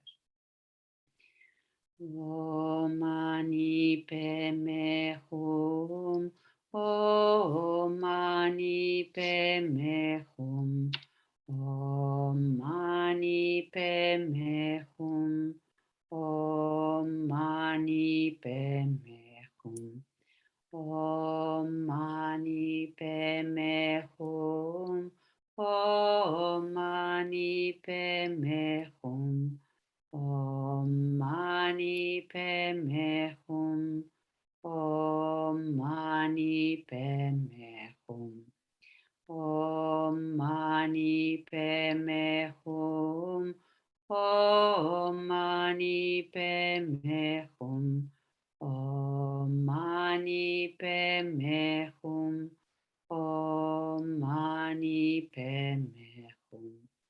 Om Mani Padme Hum, Om Mani Padme Hum, Om Mani Padme Hum, Om Mani Padme Hum. Seguimos recitando el mantra en silencio, recibiendo esta energía de luz compasiva y omnisciente, y a la vez dirigiendo o tomando conciencia de que la energía de Chenrezig purifica a todos y cada uno de los seres, especialmente los que están en situaciones muy extremas, muy dolorosas, aliviando sus miedos, sus causas del sufrimiento, negatividades, etc.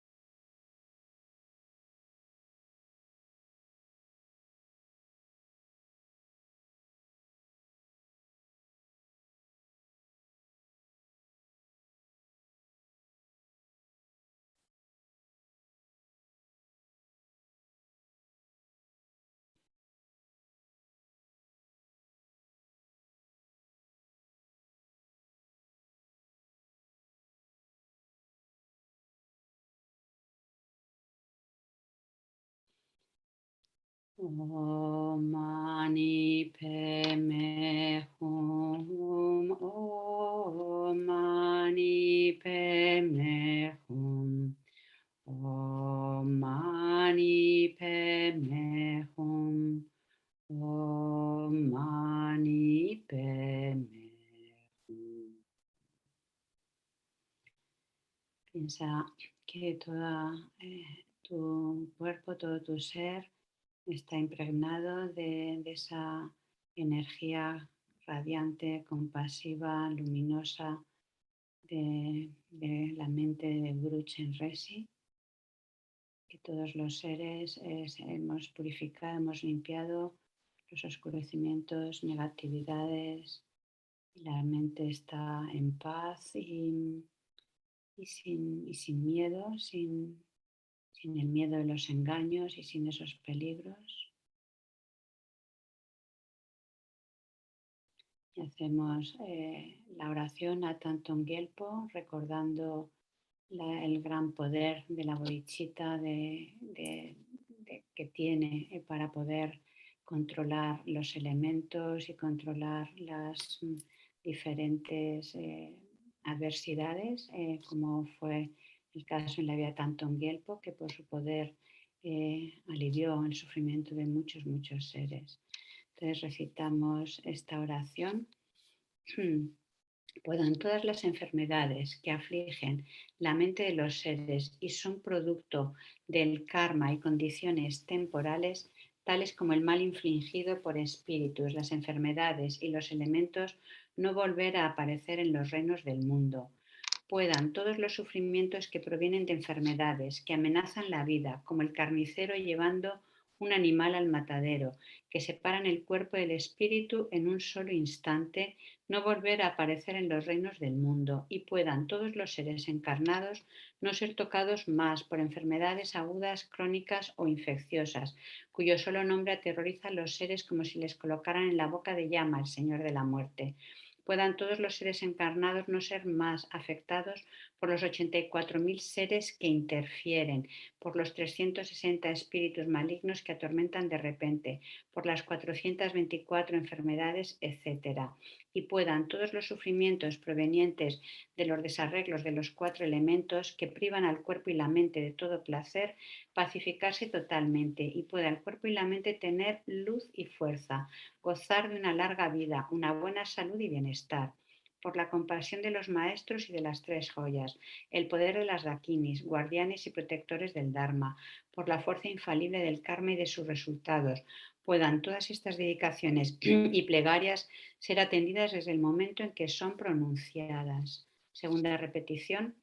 Puedan todas las enfermedades que afligen la mente de los seres y son producto del karma y las condiciones temporales, tales como el mal infligido por espíritus, las enfermedades y los elementos, no volver a aparecer en los reinos del mundo. Puedan todos los sufrimientos que provienen de las enfermedades que amenazan la vida, como el carnicero llevando un animal al matadero, que separan el cuerpo del espíritu en un solo instante, no volver a aparecer en los reinos del mundo, y puedan todos los seres encarnados no ser tocados más por enfermedades agudas, crónicas o infecciosas, cuyo solo nombre aterroriza a los seres como si les colocaran en la boca de llama el Señor de la muerte. Puedan todos los seres encarnados no ser más afectados por los 84.000 seres que interfieren, por los 360 espíritus malignos que atormentan de repente, por las 424 enfermedades, etc. Y puedan todos los sufrimientos provenientes de los desarreglos de los 4 elementos que privan al cuerpo y mente de todo placer, pacificarse totalmente, y pueda el cuerpo y la mente tener luz y fuerza, gozar de una larga vida, una buena salud y bienestar. Por la compasión de los maestros y de las 3 joyas, el poder de las dakinis, guardianes y protectores del Dharma, y por la fuerza infalible del karma y de sus resultados, puedan todas estas dedicaciones y plegarias ser atendidas desde el momento en que son pronunciadas. Última repetición. Puedan todas las enfermedades que afligen la mente de los seres y son producto del karma y condiciones temporales, tales como el mal infligido por espíritus, enfermedades y elementos, no volver a aparecer en los reinos del mundo. Puedan todos los sufrimientos que provienen de enfermedades que amenazan la vida, como el carnicero llevando un animal al matadero y que separan el cuerpo del espíritu en un solo instante, no volver a aparecer en los reinos del mundo. puedan todos los seres encarnados no ser tocados más por enfermedades agudas, crónicas o infecciosas, cuyo solo nombre aterroriza a los seres como si les colocaran en la boca de llama el Señor de la muerte, y puedan todos los seres encarnados no ser más afectados por los 84.000 seres que interfieren, por los 360 espíritus malignos que atormentan de repente, por las 424 enfermedades, etc. Puedan todos los sufrimientos provenientes de los desarreglos de los 4 elementos que privan el cuerpo y mente de todo placer pacificarse totalmente, y pueda el cuerpo y la mente tener luz y fuerza, gozar de una larga vida, una buena salud y bienestar. Por la compasión de los maestros y de las 3 joyas, el poder de las dakinis, los guardianes y protectores del Dharma, pueda, por la fuerza infalible del karma y de sus resultados, puedan todas estas dedicaciones y plegarias ser atendidas desde el momento en que son pronunciadas. Y hacemos la oración a Guru Chenrezig. Oh Aria de ojos compasivos, tesoro de compasión, por favor, préstame atención. Te ruego que me guíes a mí y a todos los padres y madres de los 6 reinos para ser rápidamente liberados del gran océano del samsara, y te suplico que pueda crecer la mente del despertar inigualable, vasta y profunda. Con las lágrimas de tu gran compasión te ruego que limpies todos mis engaños y karmas, y por favor condúcenos con tus manos compasivas a mí y a los errantes a los campos de gozo. Por favor, Amitabha y Chenrezig, sed nuestros amigos virtuosos en todas nuestras vidas, mostradnos bien el camino puro e inequívoco y llevadnos rápidamente al estado de Buda. Entonces visualizamos que una réplica de Guru Chenrezig viene a nuestra coronilla, y a cada uno de los seres piensan especialmente en los que están ahora aterrados allí en Afganistán intentando salir, o los que están aterrados por los fuegos o los diferentes elementos, o por la enfermedad, o en los diferentes reinos de existencia. Entonces se funde en nosotros esa réplica de Guru Chenrezig, se une, disuelve totalmente todos nuestros oscurecimientos y domina, se manifiesta en nuestra mente,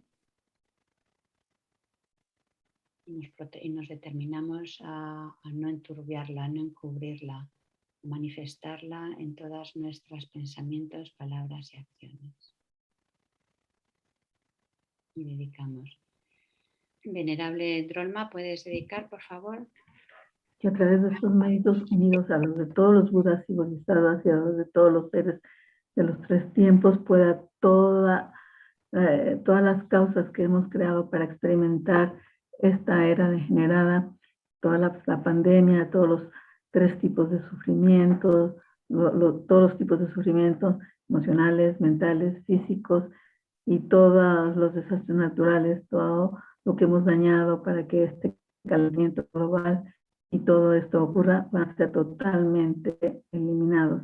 Puedan las relaciones entre los seres humanos ser cada día más bondadosas, y pueda incrementarse la compasión y la bodhicitta en todos los seres. Millones de gracias. Venerable Begoña, por favor. Pues sí, yo quiero dedicar sobre todo por todos los desastres naturales y los desastres humanos que están sucediendo en el mundo, por esta inmigración absurda, loca y no controlada, por todo, y sobre todo por lo que está pasando en Siria y en Afganistán, que es absolutamente grave. Y que, como siempre, pues son las mujeres las que en todos estos conflictos llevan la peor parte, ¿no?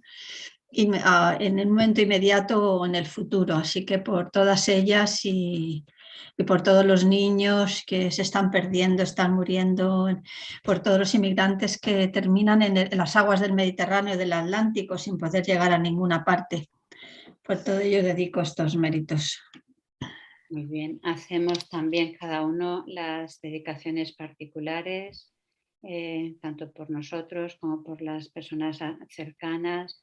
También quiero dedicar especialmente por Venerable Tony, que está en una situación muy delicada, también por Venerable Nerea, Venerable Pema, y bueno, por Pelusa también, por Pelusa. Y por el buen renacimiento de Pelusa, por cierto, de María Jesús. Entonces, bueno, que tengamos, que todas las instituciones benéficas, los centros de Dharma, especialmente los centros de la FPMT, especialmente las instituciones monásticas, que tengamos siempre todas las condiciones propicias a nivel humano, material y espiritual, para seguir ofreciendo este beneficio a los seres y por la larga vida y los proyectos de nuestros maestros. Chanchu Senchu Rinpoche, Makir Banan Kiriyuchi, Kipanya Pame Payang, Gone Gondo Perwaso, Giwadi Yinyududa, Lama Sanje Droyorne, Drowachi Kiamalupa, Deyin Sala Goparso. En la tierra rodeada de montañas nevadas, tú eres la fuente de todo beneficio y felicidad. Poderoso Chenrezig Institute, que llevas una vida larga hasta que finalice el samsara. Tú que mantienes el camino moral, el subyugador, que sirves como un generoso que lo soporta todo, sosteniendo, preservando y extendiendo la victoriosa doctrina Mayumnat, que llevas a cabo oraciones magníficas que honran a las tres joyas. Salvador mío y los demás, tus discípulos, te lo ruego, ten una vida larga. Muy bien, y os recuerdo que esta tarde a las 9, Venerable tenemos otra sesión. En esta ocasión la llevará Venerable Begoña, ya que Fabio no puede estar presente. Y nada, pues nos vemos esta tarde, ¿vale? Muchas gracias a todos. Thank you again, Chenrezig Institute. Y hasta la tarde. Hola, Cristiana, how are you? Hello. How is everything? Oh? How is going everything Oh there? yeah, I'm okay. For me, no problem. Problems are all around. Now, no fires here, but there are other kind of fires, you know, better than me. I know. Anyway. Other kind of big problems. Yes, thank you. Okay. Enjoy the session. Bye, Thank dear. you so much. Fabio is okay? Yeah, he's okay, but he didn't have access to internet, because of that he's not here. Ok. Ciao. Allora, cominciamo la nostra sessione in italiano. Questa, sapete bene già da un pezzo che questa maratona iniziata a causa della pandemia, cioè avevamo iniziato con questa motivazione di pacificare tutti i tipi di conflitti organici, cioè interni dell'organismo, cioè le malattie, e i conflitti esterni rispetto alla gestione della pandemia. Abbiamo cominciato per questo. Poi via via il focus si è espanso a tutti i vari tipi di drammi a cui assistiamo apparentemente impotenti. Certo, una persona come me, per esempio, settantenne, non è medico, non è soldato, non può fare niente di speciale, diciamo, e siamo in tanti in questa condizione, anche se invece di essere eremiti siamo insegnanti, impiegati, studenti. Su tante cose ci sembra di non avere nessun potere di influire, anche perché il nostro collegamento con i governi sta diventando sempre più surreale. Cioè non è che se votiamo qualcosa o qualcuno poi succede quello che diciamo, quello che vorremmo. E la situazione è troppo complicata, per colpa di nessuno, ma è troppo complicata. Quindi ci sentiamo davvero impotenti. Allora, qui bisogna essere onesti con noi stessi.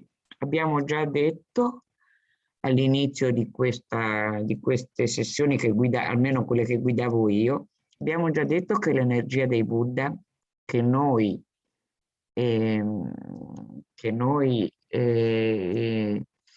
imploriamo che scenda su tutte le creature sofferenti, umani e non, l'energia dei Buddha arriva con certezza assoluta. Questo va detto, ok?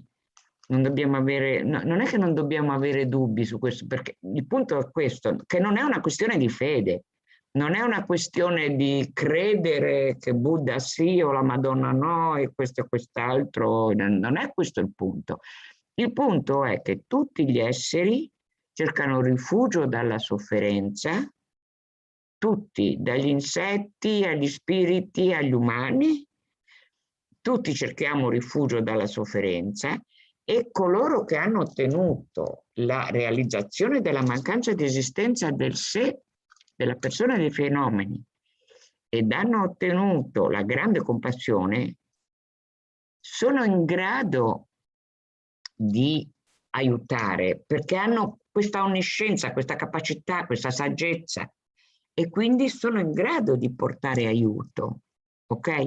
Quindi la relazione tra chi ha ottenuto il risveglio e chi è in uno stato di sofferenza è una relazione di fatto, è una relazione reale, perché se io cerco aiuto lo cerco da chi me lo può dare, poi a seconda di chi, a seconda del mio grado di comprensione e di intelligenza, c'è gente che purtroppo, per esempio, si rifugia nella criminalità, c'è gente che si rifugia nel denaro, c'è gente che si rifugia nell'afferrarsi compulsivo ai familiari, con tutti i risultati malati che ne derivano.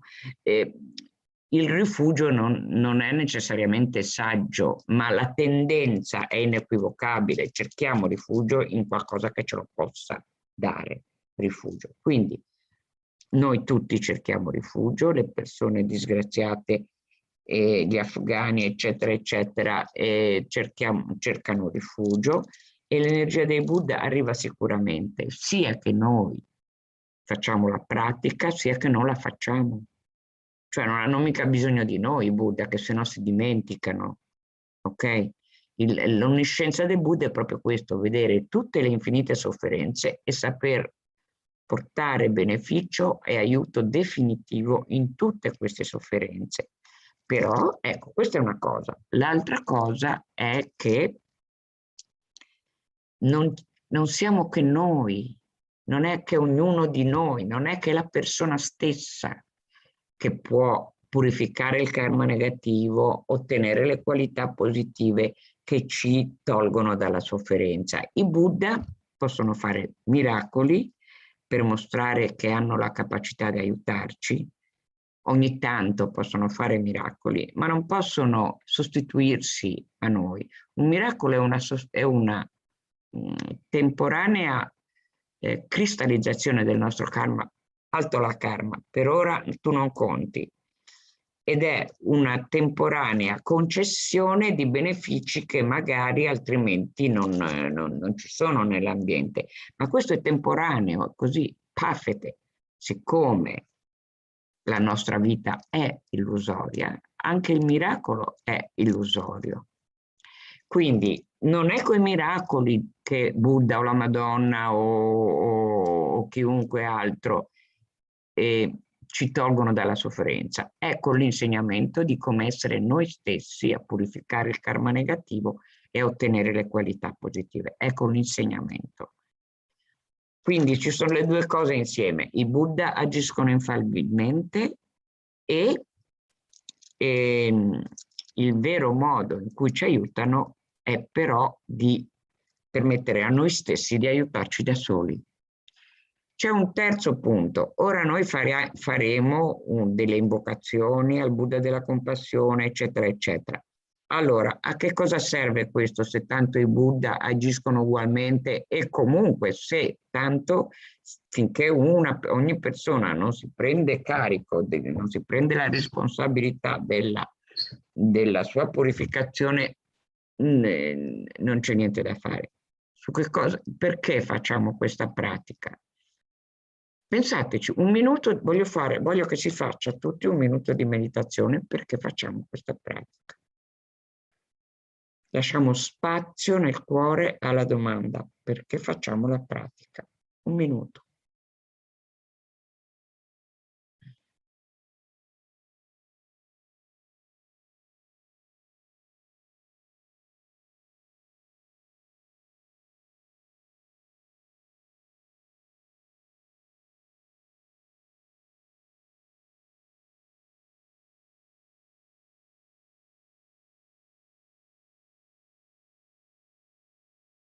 Ok? Non avete trovato una risposta, nemmeno io ho trovato una risposta. Quella che vi sto per dare non è una risposta, è una realtà, cioè la descrizione di una realtà. Io faccio questa pratica, come quasi tutti i monaci e monache o comunque persone che hanno dedicato la loro vita al Dharma, anche da laici, faccio ben più che questa mezz'ora ogni giorno. Io faccio questa pratica perché sono io che voglio rinforzare la mia volontà, il mio desiderio che tutti gli esseri siano liberi dalla sofferenza. Perché sono io che voglio rinforzare la mia connessione con chi si è già liberato dalla sofferenza. Questo porta un'energia positiva enorme nel mondo, anche se sono io la piccola persona insignificante e nemmeno tanto brava praticante probabilmente, ma l'energia di voler guarire i mali del mondo senza proiezioni e volersi connettere con chi è in grado di guarire i mali del mondo, anche quello senza proiezioni, cioè senza fede cieca. Questa energia è un'energia pura. Anche se la sottoscritta e voi che state facendo questa pratica non siamo puri sempre, anzi prevalentemente non siamo puri, il nostro karma negativo funziona, le nostre afflizioni mentali, attaccamento, eccetera, funzionano, ma nella misura in cui abbiamo questa motivazione è pura e la purezza è verità. La purezza non può fare altro che vincere, perché è verità. Bene, predicozzo esaurito. Facciamo adesso la presa di rifugio.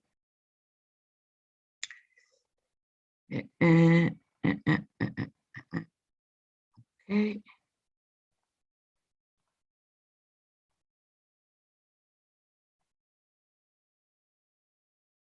Ecco, avete in condivisione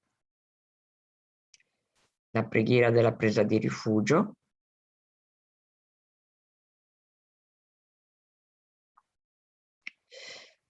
Tutti noi esseri senzienti, uguali allo spazio, infiniti come lo spazio vorrebbe dire.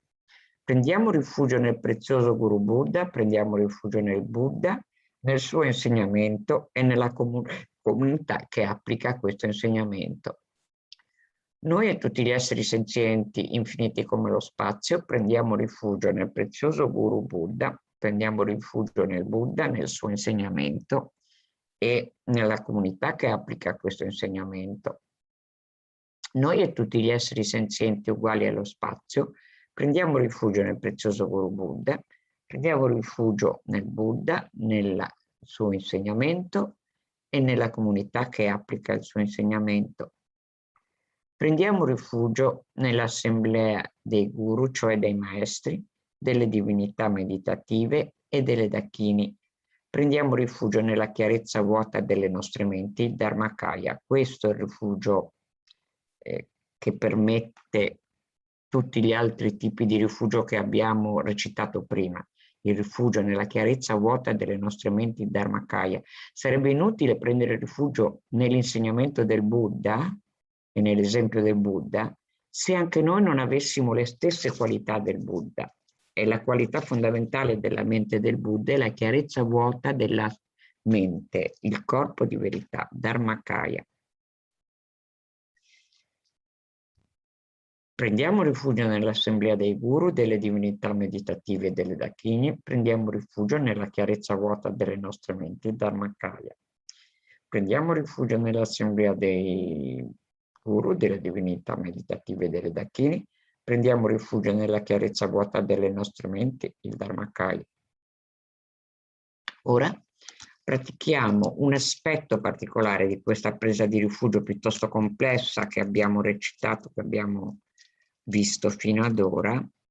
Prendiamo rifugio nella divinità meditativa che è il Buddha della grande compassione, Buddha Avalokitesvara o Chenrezig in tibetano.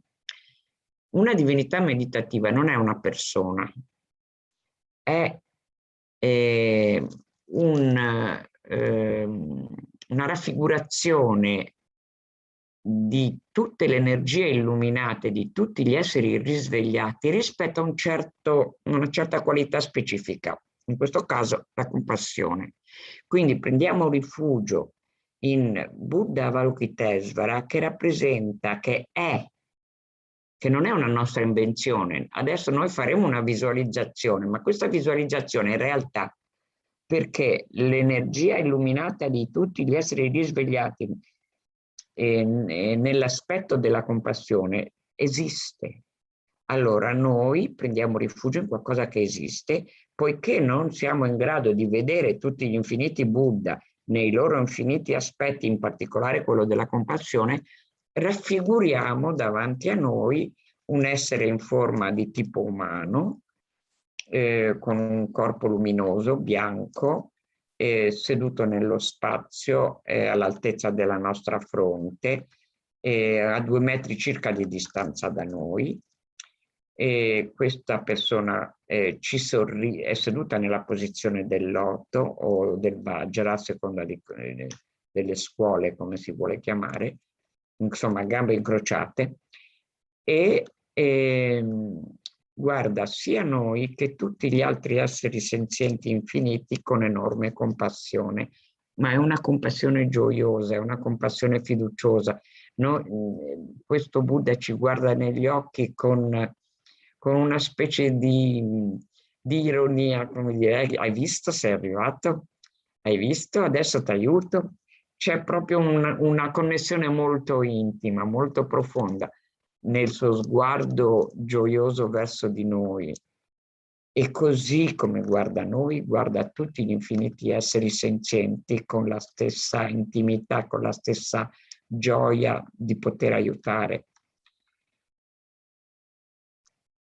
Dai pori della sua pelle, del suo corpo, perché non è un corpo fisico che abbia pelle, muscoli, grasso, eccetera. Dai pori del suo corpo, dai vari punti che compongono il suo corpo, si emanano infiniti raggi di luce che entrano nel nostro corpo, nel corpo di noi che facciamo la pratica, nel corpo di tutti gli infiniti esseri senzienti, e ci purificano tutti dai nostri ostacoli, dal nostro karma negativo, dai nostri difetti, e ci concedono tutte le qualità positive, tutta la fortuna di poter progredire velocemente nel sentiero e ottenere quindi noi stessi lo stato di completa liberazione dalla sofferenza, perché questo è un essere risvegliato, un essere che ha capito, che ha realizzato la mancanza di vera esistenza della sofferenza. E quindi riceviamo tutte queste benedizioni per sentirci il più possibile connessi con questa figura. Oltre che visualizzarla, recitiamo il suo mantra Om Mani Padme Hum. Om Mani Padme Hum, Mani Padme Hum, Om Mani Padme Hum, Om Mani Padme Hum, Om Mani Padme Hum, Mani Padme Hum, Om Mani Padme Hum, Om Mani Padme Hum. Om Mani Padme Hum, Mani Padme Hum, Om Mani Padme Hum, Om Mani Padme Hum. Ora recitiamo velocemente un giro di rosario mala, si chiama in tibetano, un giro di mala per gli esseri che vivono le terribili sofferenze, sofferenze da incubo. Loro vivono in un incubo di essere torturati, schiacciati, massacrati, sventrati, eccetera, per eoni, e non possono uscirne da questo incubo, i cosiddetti esseri infernali. Om Mani Padme Hum, Mani Padme Hum, Mani Padme Hum.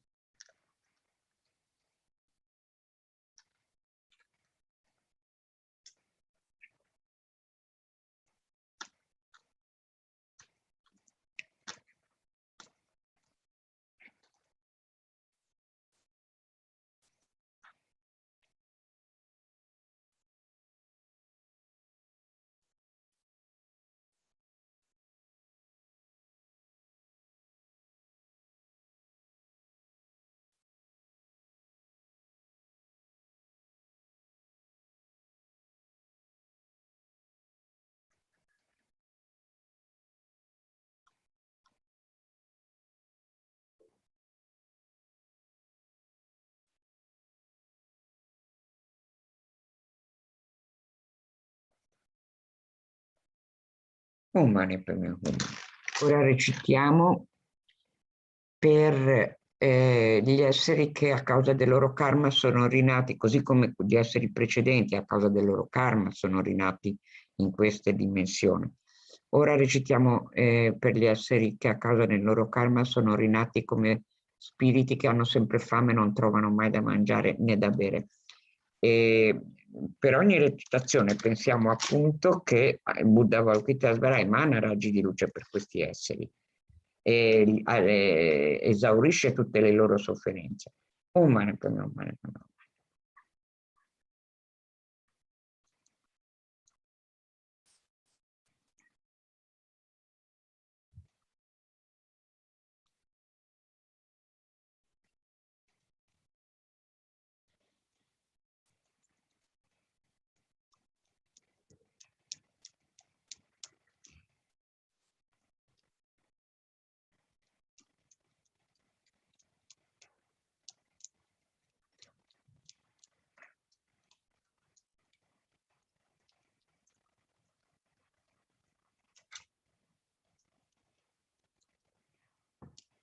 Ora recitiamo per tutti gli esseri del mondo, tutti gli esseri viventi che noi vediamo, cioè insetti, animali, pesci, uccelli, umani. Umani per me.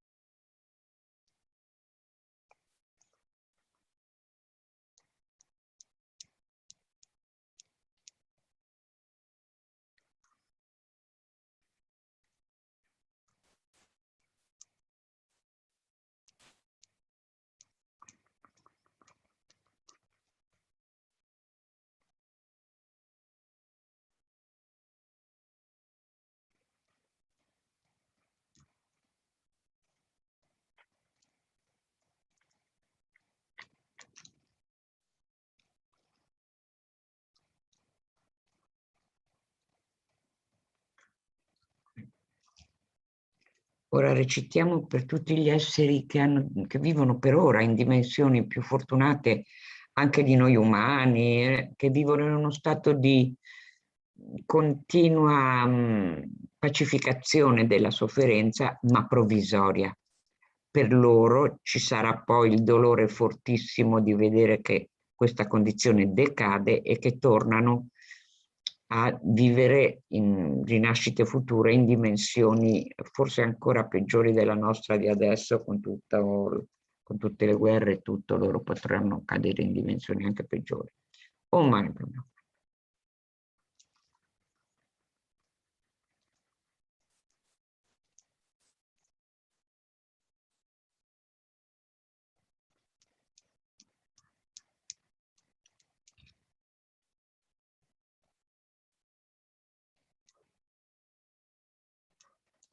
Hum.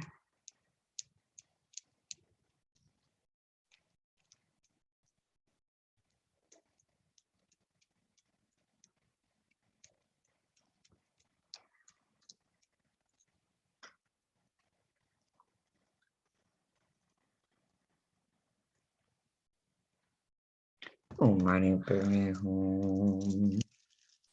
Quindi immaginiamo che ora tutti gli esseri di qualunque dimensione sono stati pacificati delle loro sofferenze, sono stati purificati i loro ostacoli, i difetti mentali, il karma negativo, sono state acquisite a causa delle benedizioni del Buddha tutte le qualità positive, e dedichiamo questa pratica con la preghiera di Thangtong Gyalpo, che aveva permesso ai monaci di un monastero Sakya afflitto da un'epidemia di guarire da questa epidemia. Quindi è una preghiera specifica che avevamo scelto, che Lama Zopa Rinpoche aveva scelto per pacificare la pandemia. Possono tutte le malattie che rattristano le menti degli esseri senzienti, che derivano dal karma e da condizioni temporanee, come i danni causati dagli spiriti, dalle malattie e dagli alimenti, non verificarsi nei reami del mondo. Possa qualunque sofferenza ci sia, dipendente da malattie potenzialmente letali, che come un macellaio che porta un essere ad essere macellato separano il corpo dalla mente in un solo istante, non verificarsi mai più nei reami del mondo. Possono tutti gli esseri incarnati essere illesi da malattie acute, croniche e altre malattie infettive. Il semplice suono dei cognomi terrorizza gli esseri come se fossero collocati all'interno della bocca di Yama, il Signore della Morte. Possono tutti gli esseri incarnati non essere danneggiati dalle 80.000 classi di interferenze dannose, dai 360 spiriti maligni che danneggiano improvvisamente, dalle 424 malattie e così via. Qualunque sofferenza ci sia dovuta a disturbi causati dai 4 elementi che privano il corpo e la mente di ogni piacere, possa essere totalmente pacificata, che corpo e mente abbiano splendore e potere, siano dotati di lunga vita, buona salute e benessere, con la compassione dei maestri e dei 3 rari supremi, Buddha, Dharma e Sangha, con il potere delle Dakini, dei protettori del Dharma e dei guardiani, e con la forza dell'infallibilità del karma e dei suoi risultati, possono queste molte dediche preghiere essere soddisfatte non appena vengono pronunciate.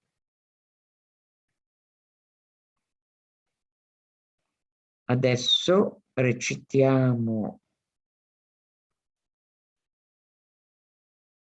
le preghiere generali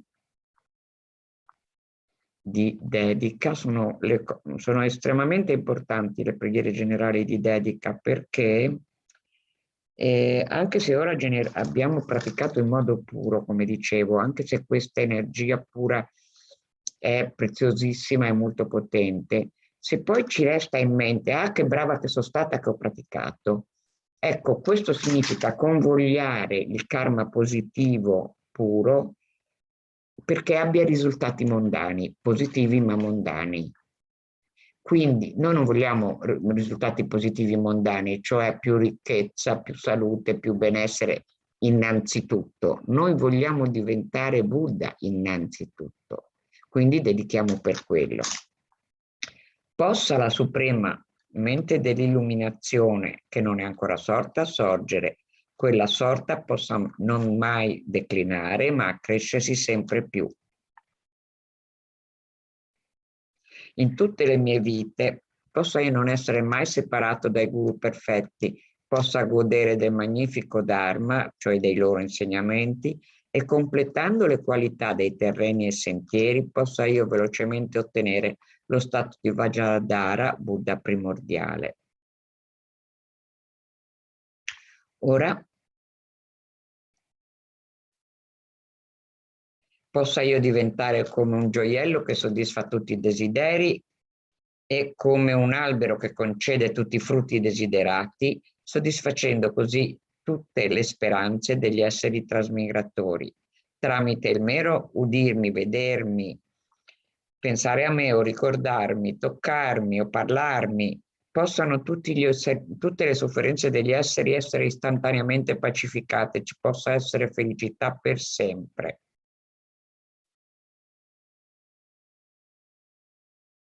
Ora recitiamo preghiere per la lunga vita di 2 tra i maestri con cui abbiamo connessione.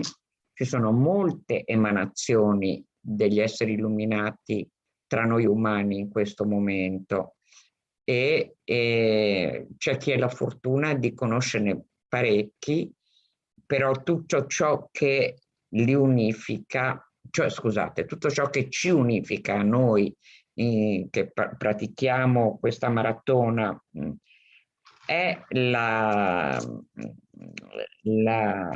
fiducia, la fede in Sua Santità il Dalai Lama e in Lama Zopa Rinpoche. Noi monaci che facciamo questa maratona sicuramente abbiamo questi 2 come maestri che consideriamo emanazioni illuminate. Poi io ne ho alcuni, altri ne hanno altri, questo dipende dalle connessioni karmiche. Però recitiamo per questi 2 che vivano a lungo, molto a lungo, perché ogni istante della loro vita su questa terra è di enorme beneficio a tantissimi esseri senzienti.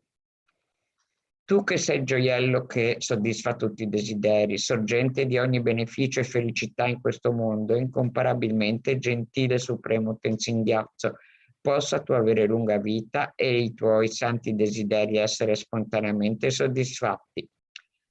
Ora per Lama Zopa Rinpoche, tu che sostieni la moralità del soggiogatore, tu che servi come potente aiuto per tutti, tu che supporti, preservi e diffondi la dottrina vittoriosa di Mangiusri, tu che magistralmente compi magnifiche preghiere che onorano i tre sublimi, cioè Buddha, Dharma e Sangha, Salvatore di me stesso e degli altri tuoi discepoli, ti prego, vivi a lungo. Eccoci. Buongiorno, venerabile Raffaello. Ci sei? Cara. Caro. Ci sono. Buona pratica, a presto. Ciao, Grazie. ciao. Ciao. Okay, so as I said, I wrote Enideki suddenly she couldn't just follow the section, so I'm substituting her, and of course in English. So sorry about because well, she was going to get in English, so wasn't that case that by substituting I would get it in Italian. So sorry for the one who cannot understand. And so let's start, and we just sit properly, or we continue to sit properly. It depends how many people just following. And yeah, take some time to relax the body and to bring the mind in the body where the body is, and not just letting the mind fluttering around by the space and by the time, but here and now. So a few minutes like that.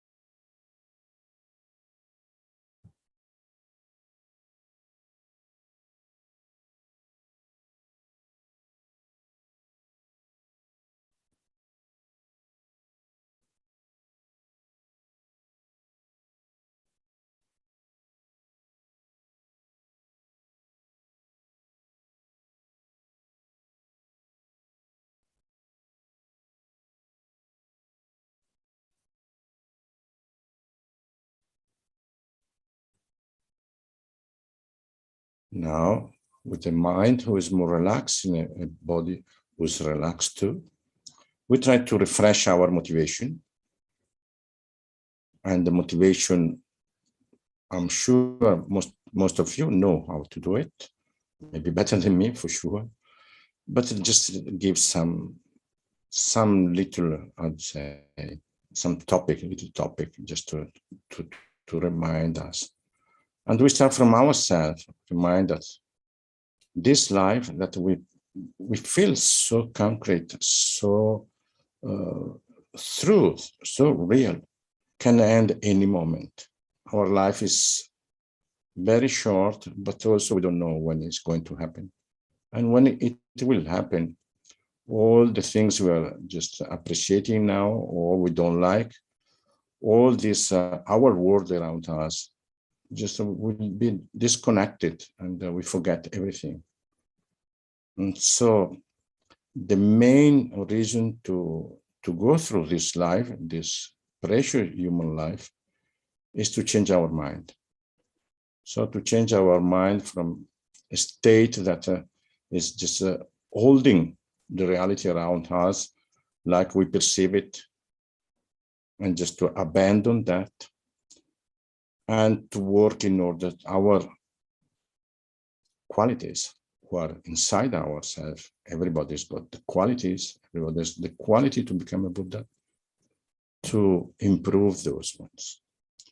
And not only for ourselves, not only for only the next lives, but also for getting out from this existential nightmare and not only for ourselves, but also for all the other beings who are like us in desiring to be happy and desiring not to go through suffering. And in addition, all the others are so important for us, for our lives, and also for our obtaining the final liberation. Without them, nothing can happen. So they are so precious.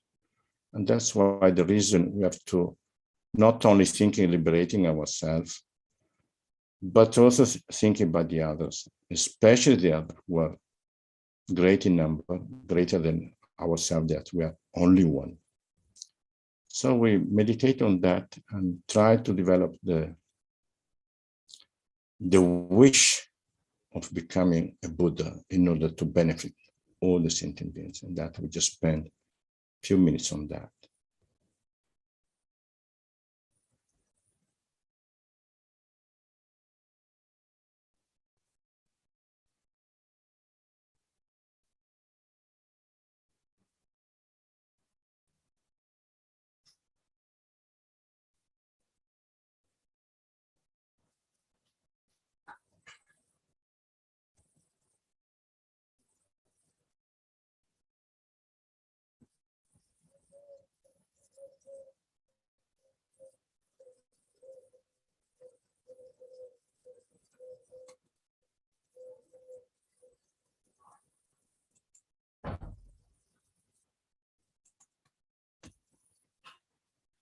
So having established the motivation, now we need other sentient beings to help us.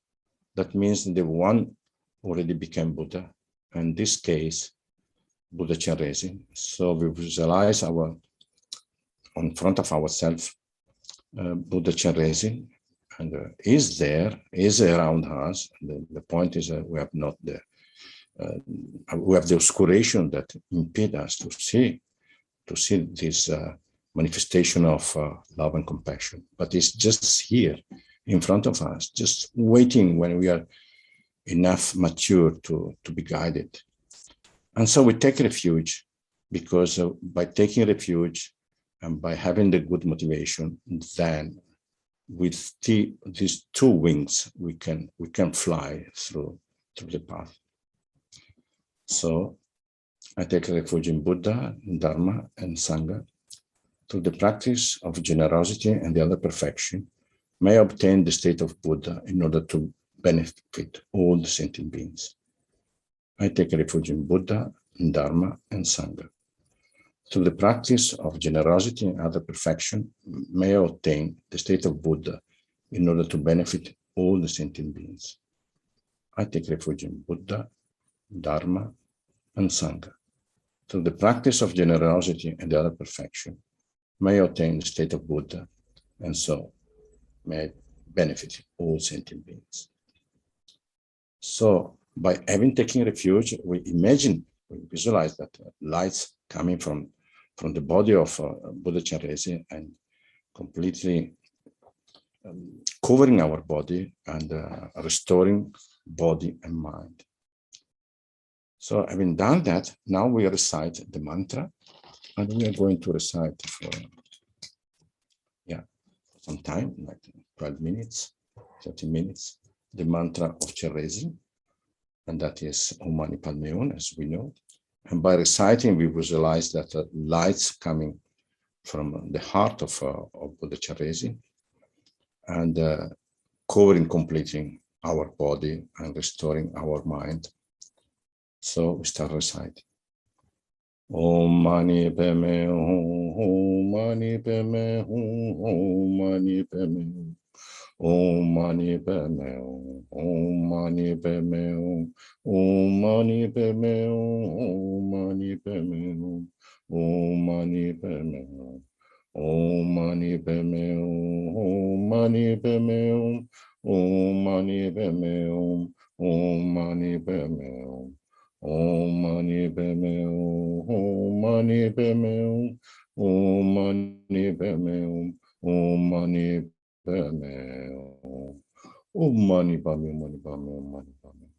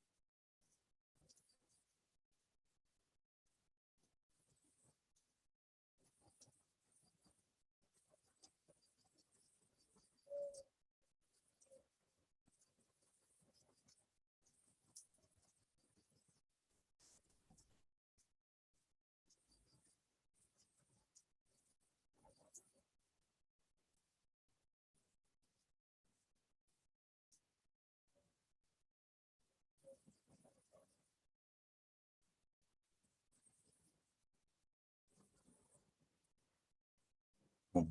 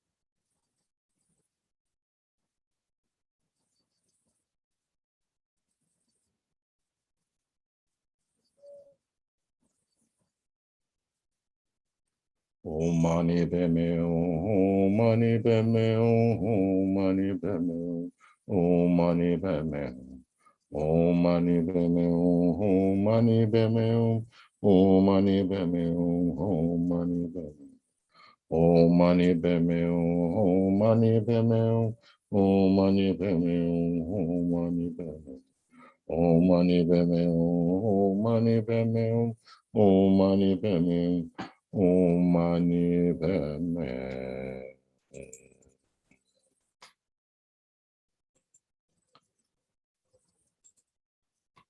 So, having recited the mantras, now we just go through the actual prayer, and we do one time, but with a concentrated mind and with the concern of the words. May all the diseases that sadden the minds of sentient beings that result from karma and temporary conditions, such as the karma of graha spirits, illnesses, and the Buddhas, not occur in the realm of the world. May whatever suffering there are from life-threatening disease that, like a butcher leading an animal to be slaughtered, separate the body from the mind in a mere instant, not occur in the realms of the world. May all embodied beings be unharmed by acute, chronic, and other epidemic disease, the mere sound of whose names terrify beings, and so they had been placed inside the mouth of Yama, the Lord of Death. May all embodied beings be unharmed by the 80,000 classes of interference, the 360 heavy spirits that harm suddenly, the 424 diseases, and so forth. May whatever suffering they are due to the disturbance of the four elements, depriving the body and mind of every happiness, be totally pacified. And may the body and mind have radiance and power, and be adorned with long life, good health, and well-being. By the compassion of the Gurus and the three Jews, by the power of the Dakinis, Dharma protection and guardians, and by the power of the truth of the infallibility of karma and its result, may all this dedication and prayer be fulfilled. So now, and pray like that. Just visualize again Buddha Chenrezig, and imagine that Buddha Chenrezig is getting smaller, like the size of a thumb, and then moving to our head and having the same direction of our face, And slowly, slowly, it just emerge in ourselves through the central channel and reach our heart, our chakra of the heart. And then the mind of Chenrezig and our mind mix like water into water with no separation, with no distinction. We just feel it that for them.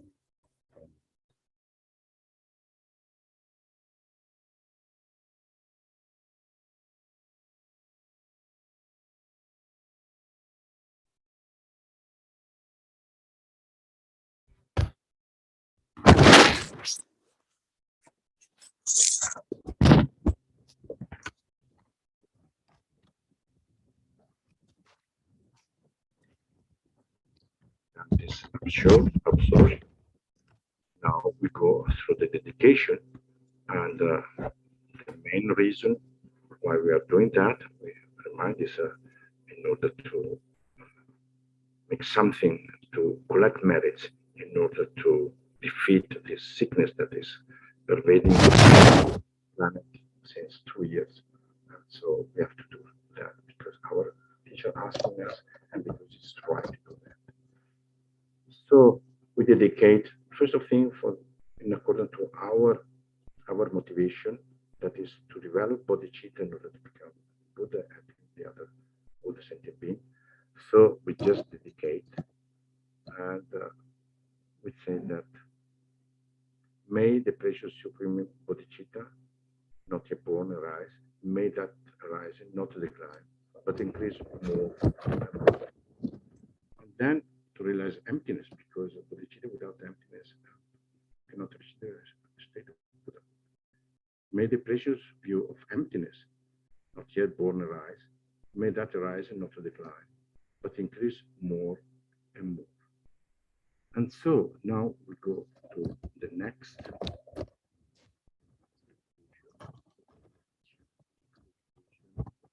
Is the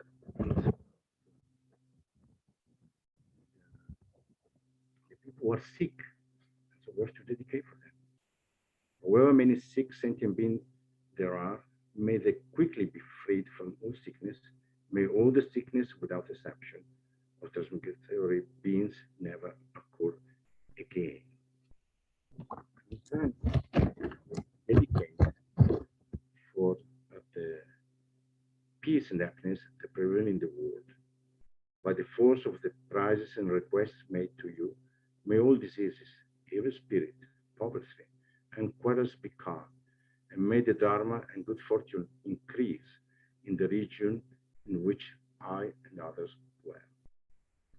Okay, so next we go to all the sentient beings and to how to see them. Determined to obtain the greatest possible benefit from all sentient beings who are more precious than all the wish-fulfilling jewel, I shall hold them most dear at all times. Like a wish-fulfilling jewel and wish-granting tree, may I fulfill the hopes of sentient beings without need for effort and exertion. May all be auspicious for me to accomplish their wishes. Then, in order to see the merits of this emptiness,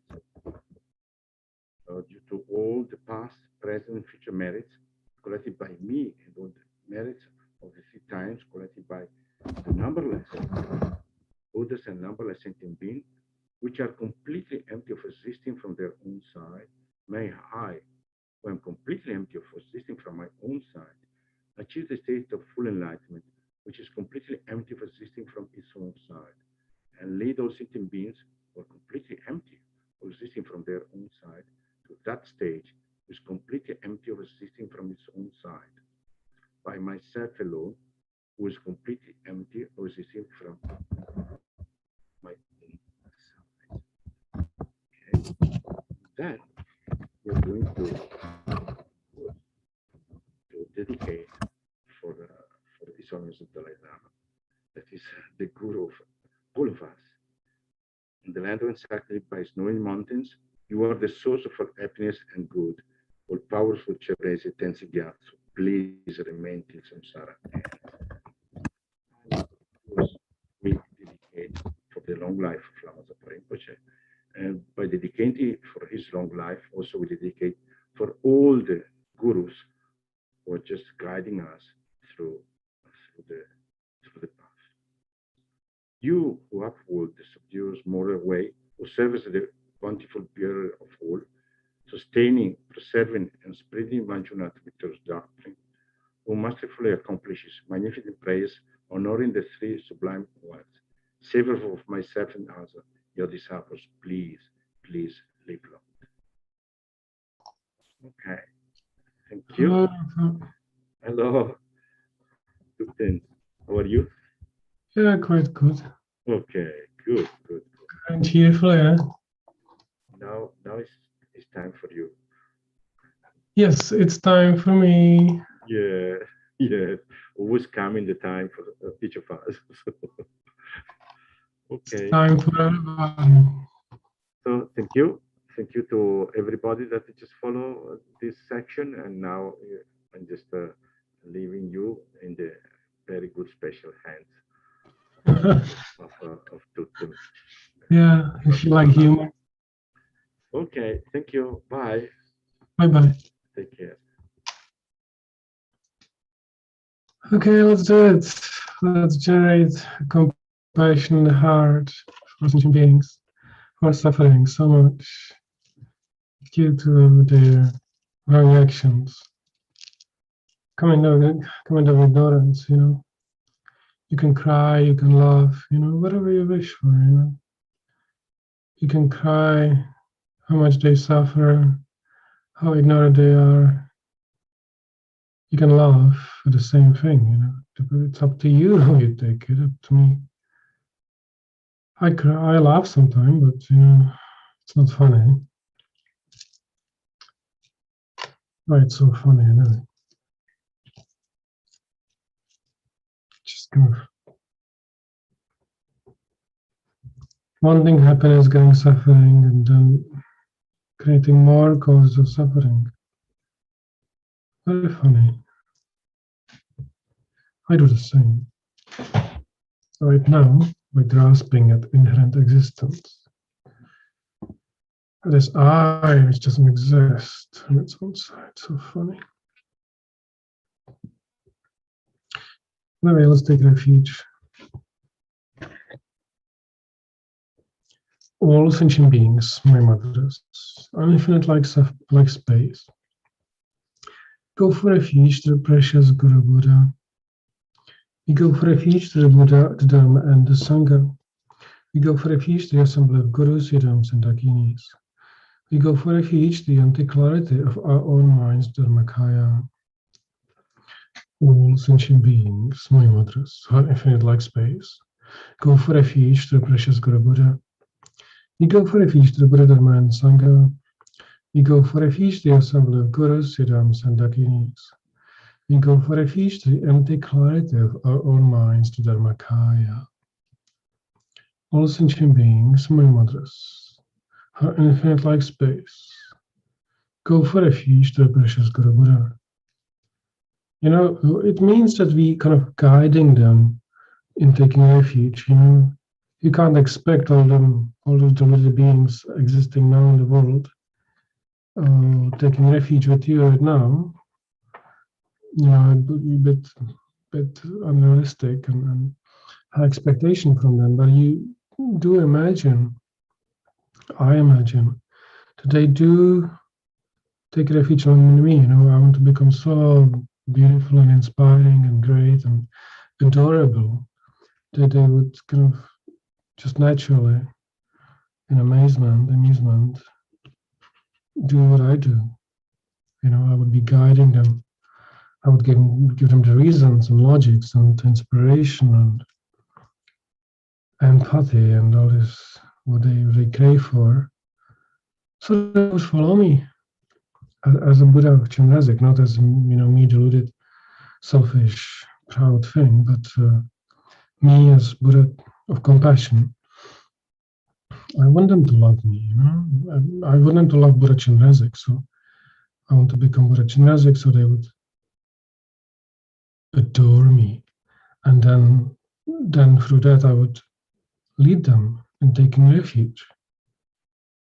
it can be fit. It can be twisted when if it is out of self-cherishing thought, but if it is with a pure intention, which I'm hoping to generate, it's okay. It's great, wanting to be famous and well-known and beautiful and capable and inspiring and how to say. Anyway, all sentient beings, my mothers, who are infinite like space, go for a feast to the precious Guru Buddha. What I mean is like, the Buddha is adorable. And it's nothing selfish about, wanting to become like him. So we can end the unwanted suffering.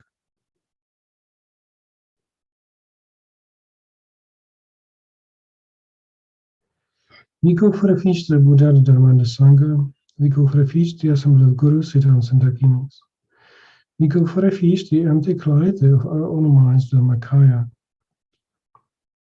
And we have a perfect potential and basis to do that, to become that, It's nothing missing. All this, like this kind of self-defeating thought, it's a thought of Mara, We can become Chenrezig, we can liberate sentient beings from suffering, one by one, all together, all of them, over time. We are going to do that, We set our minds on doing that. There's nothing better to do in life. So with that thought, we recite the mantra of Chenrezig. See all sorts of Chenrezig, beaming light and nectar to all sentient beings and purifying them, all the diseases and causes of those, all the afflictions and obscurations.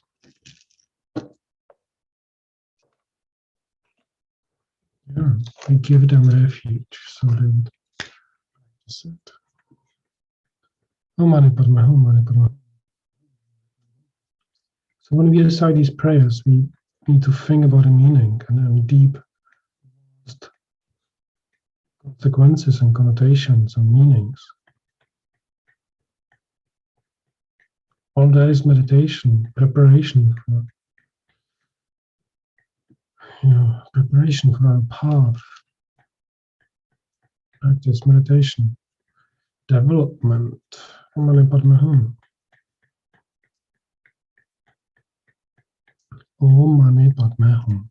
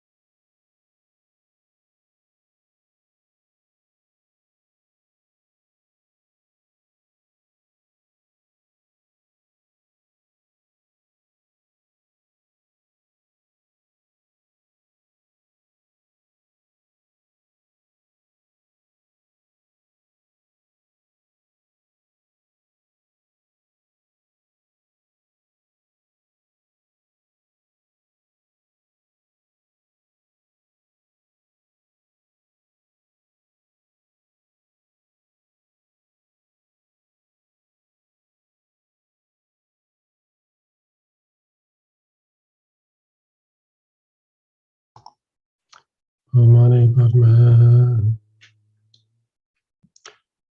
May all the diseases that sit in the minds of sentient beings that result from karma and temporary conditions, such as the harms of their spirits, illnesses, and the Buddhas, not occur in the realms of the world.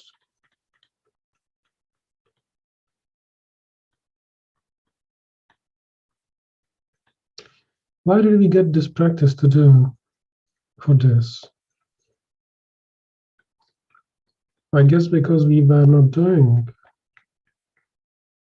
what this aspires to, what this leads us to, what this tells us. If we were, we wouldn't get sick. The world wouldn't get sick, you know. The world would be living in what is described here. Because the world is not living in what is suggested here. That's why the world is sick.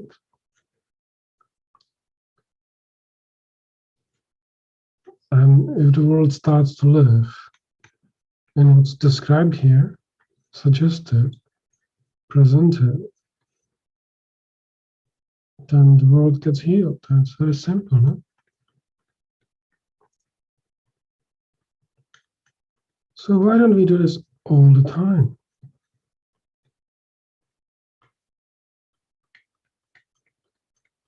It's way better to spend time with taking refuge, living in refuge,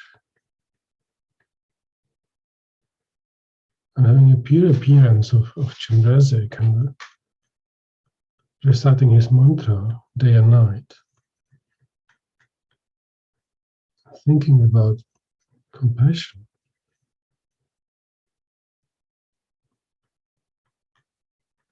And then acting from that, then the world wouldn't get sick, you know.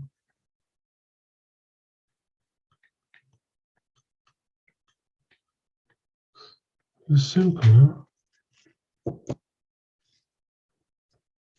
You have the perfect method here and still look for happiness somewhere else, you know. So funny. May whatever sufferings there are from life-threatening diseases, that like a butcher leading an animal to be slaughtered, separate the body from the mind in the instant, not occur in the realms of the world. May all embodied beings being harmed by acute, chronic, and other epidemic diseases, the mere sounds of whose names terrify beings, as though they had been placed inside the mouth of your mother of death. May all embodied beings being harmed by 80,000 claws and interferes, 360 of spirits that harm suddenly, the 424 diseases, and so forth. May whatever sufferings there are due to disturbances of the four elements, depriving the body and mind of every happiness, be totally crucified. May the body and mind have a ransom power and be endowed with long life, good health, and well-being. By the compassion of the Gurus and teachers, the power of the Dakinis, Dharmapatas, and Guardians, by the power of the truth, with the infallibility of karma and its results, may all these dedications and prayers be fulfilled. If it was enough, then the world would be healed. But since the world is still not healed, it wasn't enough. So if it wasn't enough, then we continue again and again and again and again. Take refuge. Can't say, oh, yeah, I took refuge, you know. You didn't take refuge enough. So to make it enough, we do it again.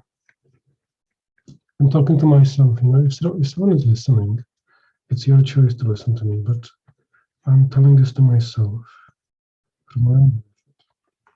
Because somehow I have to make myself think about what I'm doing and how am I doing it. And just being always sweet, you know, doesn't work, you know, not with me, you know. So I have to trick myself somehow, you know, to get my mind, attention to the practice. All sentient beings, my mothers, have infinite like space. Go for refuge to the precious Guru Buddha. Go for refuge to the Buddha, the Dharma, and the Sangha. You go for refuge to the assembly of Gurus, Siddhams, and Dakinis.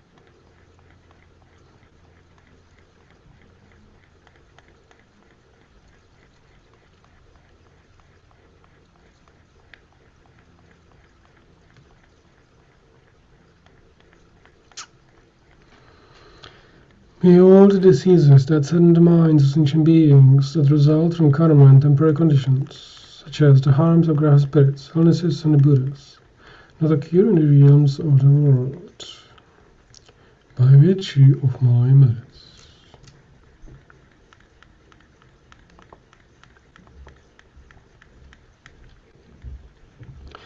May whatever sufferings there are from life-threatening diseases, that like a butcher leading an animal to be slaughtered, separate the body from the mind in a mere instant, not occur in the realms of the world.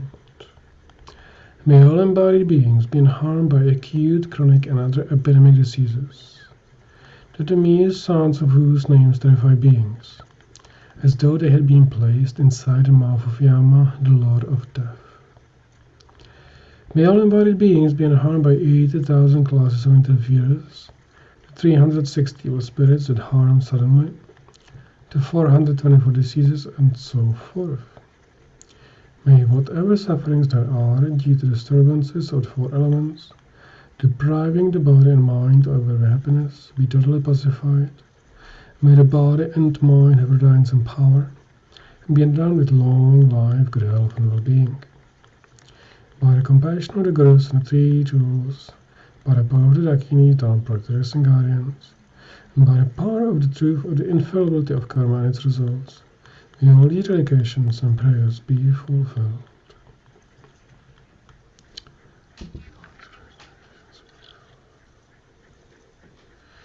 Hello, Electron. How is life?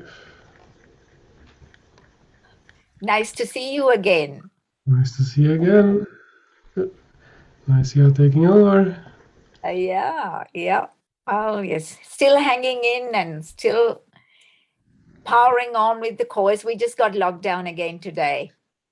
Great. Time for time for a retreat. That's right.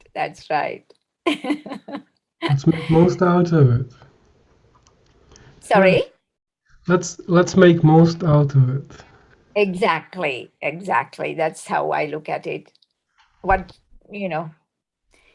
It's nice to connect and just do these prayers and practices and stay connected. It's just so, you got to find the inspiration from somewhere right now. I know some of us are having very good time, but some of us aren't not. Yeah. Exactly. Yeah. Inspiration is inside, I know, but sometimes it's just like a two-way thing, right? When you see other people connecting and, there's sort of that collective family, Sangha family and stuff, it just is quite, it gives strength as well, which is good. I'm not the only one. Yes, definitely. Okay. Yeah, so you're all staying well and things are good? Things are great. My neighbor has COVID, but it's okay. All right. Okay. What do you mean, inside the monastery? Yeah, but he's in his room just kind of hiding, and no one else got it from him, so it's fine. He has it for about 2 weeks now, so he's already recovered more or less. Coming out of it, right. Wow, so that's really... He had it. I wasn't here, but when I came, and it's good. He just kept to himself, he didn't spread it. No, that's thanks for small mercies. Wow. Yeah, so it's okay. So somehow it came, but didn't spread. So. It hasn't become a problem. Oh, that's so good to hear. Yeah. I'm sure he was doing a lot of Tonglen, so no surprise. Right. Yeah. It's okay. Oh, that's good. Whew. Yeah. It was close. Yeah, suddenly it's like, especially this new thing seems to get around quite fast, and yeah, there we go. So there are 2 people from Sri Lanka joining the prayers. Oh, okay. So you can rejoice. You're like privy to my little, my Golden Light Sutra secret. Yeah, exactly. Your Pure Land. Your own Pure Land. Yeah, that little secret Pure Land we've created. Yeah. Like Pure Land. Yeah. Great. And we are bringing a Sri Lankan Bodhisattva statue to the Great Stupa in Bendigo, because there's a lot of people interested in sort of, it came from the Sri Lankan community that they want to bring it and make it available for other Sri Lankan people to see that we had Mahayana in Sri Lanka. So yeah, maybe the next one is the Tara statue from the museum. The standing Tara that was found in Sri Lanka is at the Commonwealth Museum in England. So who knows? We live in hope.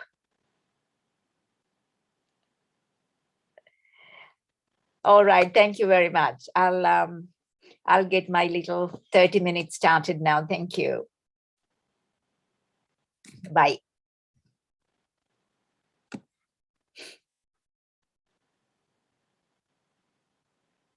So I'd like to welcome, if you have just joined, and just to, as a celebration to the couple of Sri Lankan people that's joining, I'd like to take refuge in Sinhalese. But first, let's set the motivation that we are doing this practice today, not just for ourselves, but also for all the suffering beings in all different realms, particularly in human realm, the challenges that we are suffering, undergoing at the moment, we are facing. So for us to be released from the causes of this particular suffering that we are experiencing, COVID-19 pandemic, the fear of death, and hardships, various hardships we are facing, and polarizing communities to get vaccinated, not to get vaccinated. So with all of these difficulties, for all of them to quickly to diminish and disappear from the world, and for us to have peace and harmony and the conducive conditions to connect with the Dharma and to practice, we are doing this practice. So we'll take a moment to just set the motivation in our hearts. Just connecting with the breath.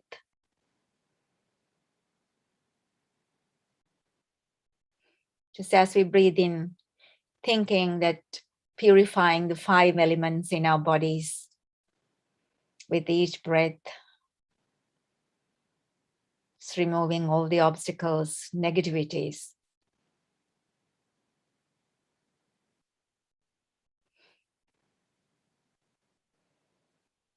Because the elements also make up our environment. So as we purify ourselves, our environment also undergoes a purification and transformation.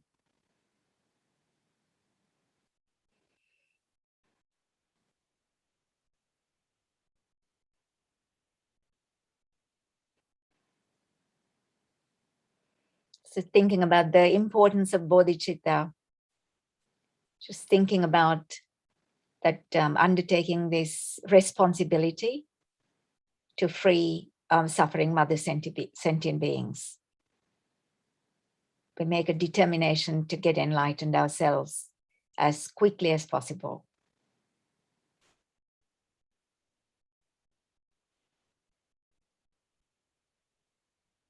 So with that motivation, we'll start the prayers. We'll just, I will just take refuge first in Sinhala. Nivan dakina tura mama buddha dhamma saha arya maha sangharatnaya saranayami. Mama me praguna karannau dhanadi anekut paramitavanhi balayen siyalulo vasi pranin gehita suapinisa utum buddhatve ma avbodha karamwa.